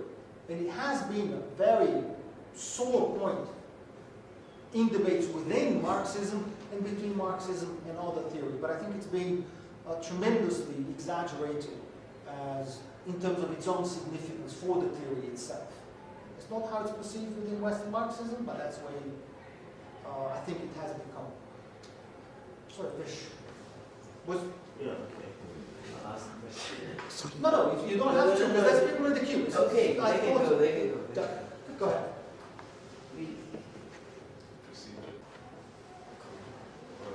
So following on my question earlier relating to this digitization of life and this emphasis all of a sudden on data and all of these things, I don't know how relevant this may seem to all of you, but I was just wondering, it's a question burning inside of my chest. New cryptocurrencies and means and modes of exchange like blockchains and so on. I don't necessarily want to ask you this so that you can elucidate what these things are and how they work and so on, but I want to ask if you have any opinion on whether this has any bearing on how we conceive of the production of value, and if it requires any kinds of revisions of classical Marxist theory, or if it can be fit comfortably within classical conceptions of value production, exchange, and so on. I don't think it changes. That's just intuition. I haven't worked on this. I don't think it changes our understanding of value in the sense that as long as society needs to in order to live, as long as you have a society of generalized production of commodities that are produced for profit, and wage labor as the vehicle for the production of those commodities, that is still capitalist. So no word about currency or the form of money. It doesn't matter. So in that very abstract sense, it doesn't matter. But there is a very interesting trend, as you have pointed out, for the dematerialization of money. And that is long-standing. So you start with actual material commodity currency, gold or silver or whatever, and then you have paper currency that is equivalent and one-to-one representative of those quantities of metal, and then you dislocate the metal and it becomes more and more distant, and then you have the end of the Bretton Woods system, and then you have a paper currency system, and the growth of this enormous sphere of financial transactions and fictitious capital, and then you have this absolutely new development, but that follows kind of the same line of dematerialization of currency, and we can now imagine a future without material currency, whether it is Bitcoin or conventional state currency that we just transact through our bank cards, and that's absolutely plausible. I don't know what the implications will be. Certainly in terms of social control, they will be significant. will states allow the loss of control over the issuing of currency and would give space for these privately produced currencies to even exist? I have no idea. I don't know if it's possible to sustain their creation. This looks very Hayekian in the sense of having free competition in the market for currencies. My intuition is that states will resist because it's a tremendous loss of economic power and influence on the part of states and then social control as well. But what forms the states will adopt to contain the drift towards this kind of parallel currency, I don't know and I can't anticipate. But it is hugely exciting to work on this. It's just not my thing. More. Yes. Let's speak without the comment. So just this idea that now in the capitalist system it's an impersonal relationship.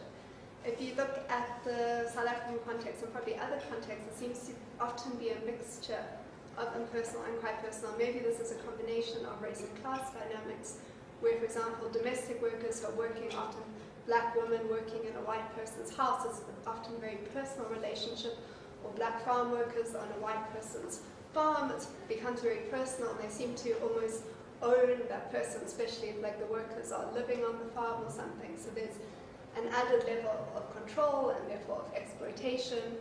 And I'm not sure if I'm actually asking a question, but just kind of a comment that it's not quite so clear-cut. And yeah, maybe there are other contexts where it's not quite so clear-cut. And then I just heard kind of people speak about, in the neoliberal period, the stagnant reserve army of labours enlarging. So it's growing a lot more than previous periods. So there's always been a reserve army of labour, but what's different about the current period is that it's increased so much, and that maybe therefore there's no real or less incentive for capital to reproduce the working class. So it's actually there's some incentive for capital to let the working class die to some extent, because the increased stagnant reserve army makes the whole system more unstable. I don't know if you have thoughts on that. And then also the idea of absolute surplus value, and you said like in a previous period, family labour was one of the ways to increase it. And I was wondering about the shift now, for example, in places like India, where manufacturing in the textile industry is going back to kind of home, that's being outsourced again to the home, and being decentralized, and if that's now kind of a form of family labour in the current period to increase absolute surplus value. Absolutely right. In terms of these overlapping relations of inequality and domination across race or class or any number of different dimensions of inequality. I don't think Marx is denying that at all. There is a debate about this, and a number of people say that Marx privileges the economic and he only looks at economic relations, but there's all these other domains that he not only ignores but also rejects and so denies the existence of. And so Marxism would be incompatible with feminism or would be incompatible with etc., etc. I disagree with that. I think what Marx is trying to do is to look at one aspect of relations of inequality, and his focus on the economics, not because Marx himself is obsessed with the economies, because capitalism is obsessed with the economy. It's capitalism that has created a society that is driven by economic imperatives. It's a capitalist society, the one in which the newspaper headlines turn around economic news. The economy becomes dominant in a way that it wasn't dominant under feudalism or under slavery or under the great empires of antiquity or whatever. So the dominance of the economic is a fact of life. It's not something that Marx is proposing or defending or suggesting. It is what it is under capitalism, and so he focuses on that. But I think that is a fact of life, so it exists. And it is, because reality is composed of many different aspects, it is compatible with other forms of exploitation and inequality, and our job is to identify those and then see how they are articulated together. So there's those very famous quotes that you must have seen, often coming from the United States, about how you, as an employer and as a capitalist, you would employ the Irish to do particular jobs in your factory, and you would employ the Italians to do something else. And it is great to put the Poles to do this here, because they all hate each other, and that will make your life as a capitalist much easier. They can't speak the same language, and they will fight all the time. It's beautiful for you. So that is, yes, you're overlapping different forms of control and domination to your benefit. And that is the mode of reproduction of this particular system. So, it is an empirical question. It is a matter of finding out the ways in which, in the real world, those overlapping and different forms of exploitation actually coexist. So the job, again, to pick up on something that I mentioned before, is not to invent a problem or postulate a necessary solution. The job is to have a set of tools and apply those tools to understand what reality actually is outside, with no preconception. So I think that is the task for social science. In terms of the growth of the reserve army, I think absolutely right. And that has been noticeable under neoliberalism. Because the working class has become much weaker within most countries, and trade unions have been disabled to a very large extent, and left-wing parties have imploded, and because the size of the global working class has increased enormously, global working class, add in Eastern Europe, China, India, Sub-Saharan Africa, add in a lot of Latin America, the global working class, under the direct domination of global capital, has more than doubled in the last 30 years. And that has reduced enormously the average wage around the world for the employed working class, and reduced immensely the bargaining power of those individual workers. So this is a defeat. It's a defeat of tremendous historical significance, and we don't know the implications for the long term. But I think your concern is absolutely correct.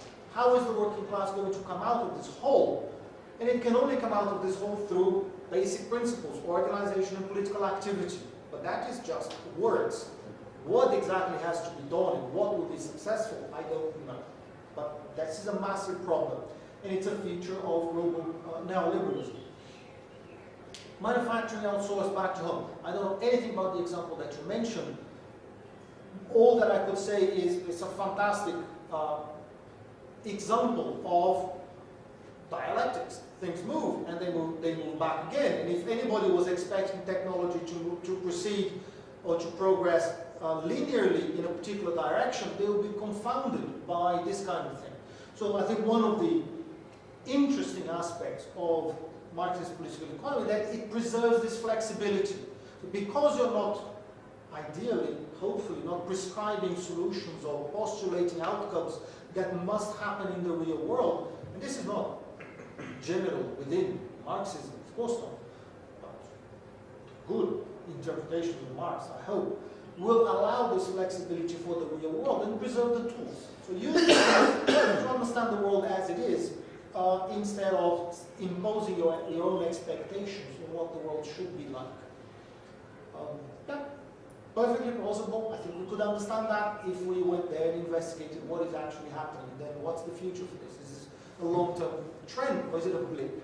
I have no idea. Again, let's go and have a look. Just two issues. The one is on managers.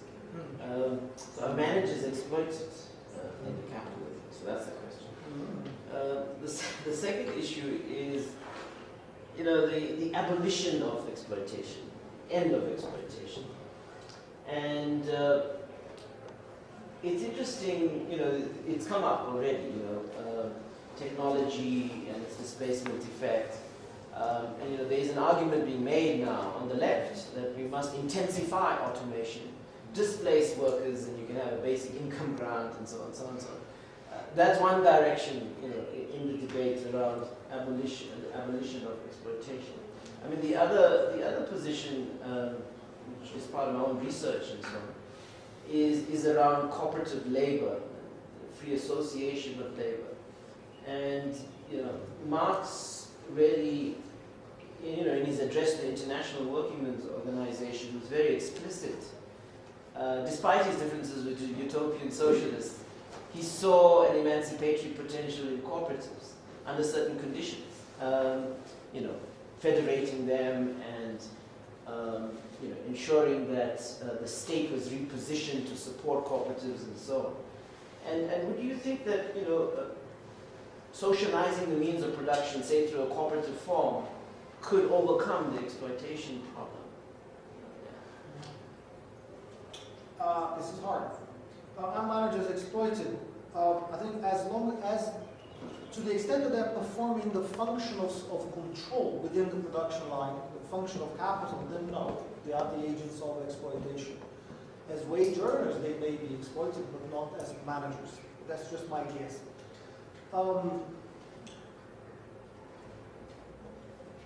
The displacement of workers through further mechanization, I'm going to mention this tomorrow. There's one strand of analysis within Marxism that argues that capitalism is the only mode of production that can bring technological progress, and therefore the left should support the development of capitalism and then mechanization and etc.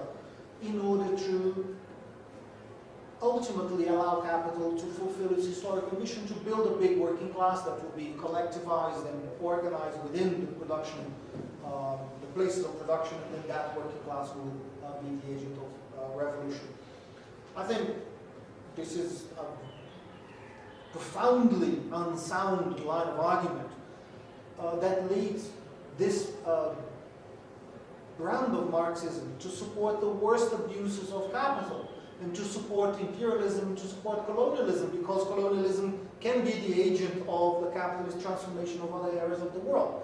And I don't think Marx would agree with it. Certainly not the mature Marx, the Marx that responded to Vera Zasulich, that the Russian commune in the countryside could become part of the transition to communism instead of being an obstacle to communism. So I like that Marx. More than I like the more modernistic Marx that said that capitalism was good. But I think it's also the older Marx, wiser than the younger Marx. It's partly that too. Cooperatives and free association, I would answer in the same way. Do what you can to ameliorate the adverse impact of capitalism, to improve the conditions of the working class, turn economic policy in support of these alternative avenues for social reproduction. Do your best to improve living conditions now. Build hospitals if you can, and then make people live more fulfilling lives. And that will be great in itself, and it might give energy for people to become more demanding and to want more things.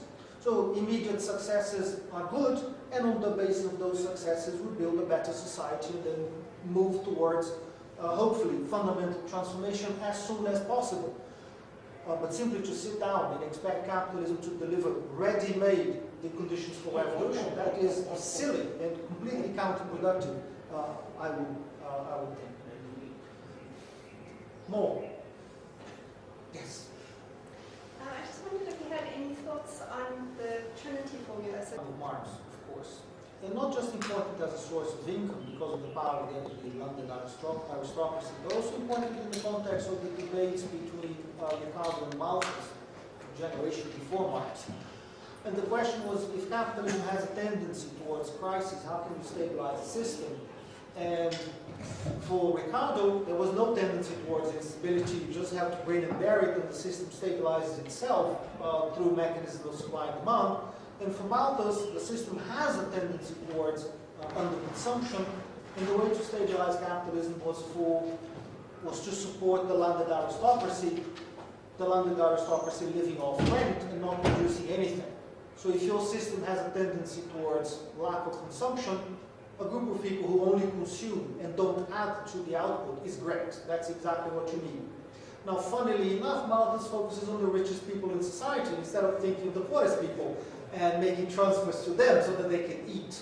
No, Malthus is not interested in that. He's thinking of the death of the excess population if they're poor, but also in subsidies to the rich through supplements maybe to their rent. Marx has this analysis, his own analysis of rent, differential rent type 1 and type 2, and then absolute rent, and a little bit about monopoly rent. that is, again, something that is misunderstood, not very deeply studied, and not of great interest, has not attracted a lot of interest today, except, I think, in one area, and it's not to do with agriculture, with how do you translate those ideas, the principles of the analysis of rent, that Marx was applying to agricultural land to the urban areas. So there's been a lot of very, very interesting work in terms of urbanization, in how you can understand the growth of cities and the transformation of cities in an urban world, in an urbanized world, through those categories of rent. And if you're working on that, I can suggest some very interesting work in those areas. Ask, is it not also about understanding extractivist industries in the less developed on the periphery countries? And doesn't the Trinity formula help you better understand that extractivist industry? I think it would. This is not something I have done, but I think you could take the traditional analysis, then you don't need to apply any greater sophistication. The traditional analysis that Marx proposes of 3 different types of rent, apply it to extractive industries and expand it. It will be one peculiarity if we're thinking about agribusiness, which is the industrialization of agriculture. So you have a material basis in agriculture, but that agriculture becomes part of manufacturing. It becomes a hybrid sector that includes features of traditional agriculture, like ownership of the land, and that ownership cannot be replicated. So goods can be replicated, but land can't, because of its location, fertility, etc., etc.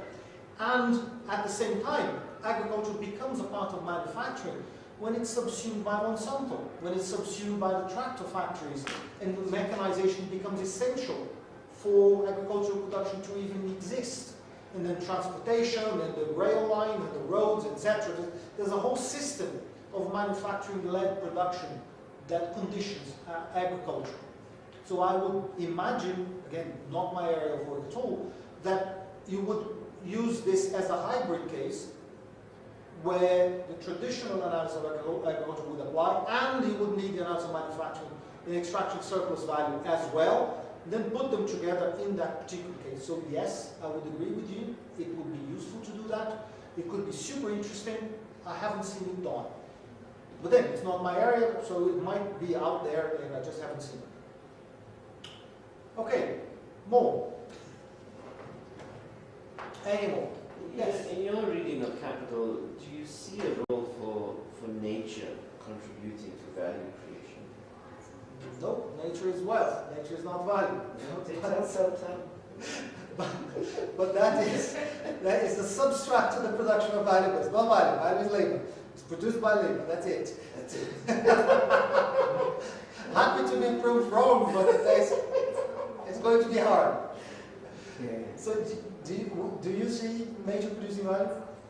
Well, that is a big issue. I mean, you read Burkett's and his interpretation of Marx, whether it's locating it in historical materialism, whether it's locating it in how he understands capital. I mean, Burkett argues, yes, it's there in Marx. Nature contributes. Contributes is one thing. Produces value is another one. But it's interesting where you stand in this question, because it's all about the ecological reading of Marx, so Bellamy Foster and the metabolic drift and soils and all of that. Maybe picking up on the point of the Trinity formula and land and so on.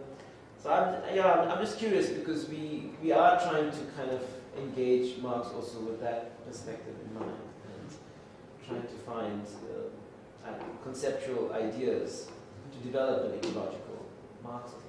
I think this is a massively interesting exercise. It's something that I would like to work on as soon as I finish the current stuff that I'm doing, but I would like to work on that.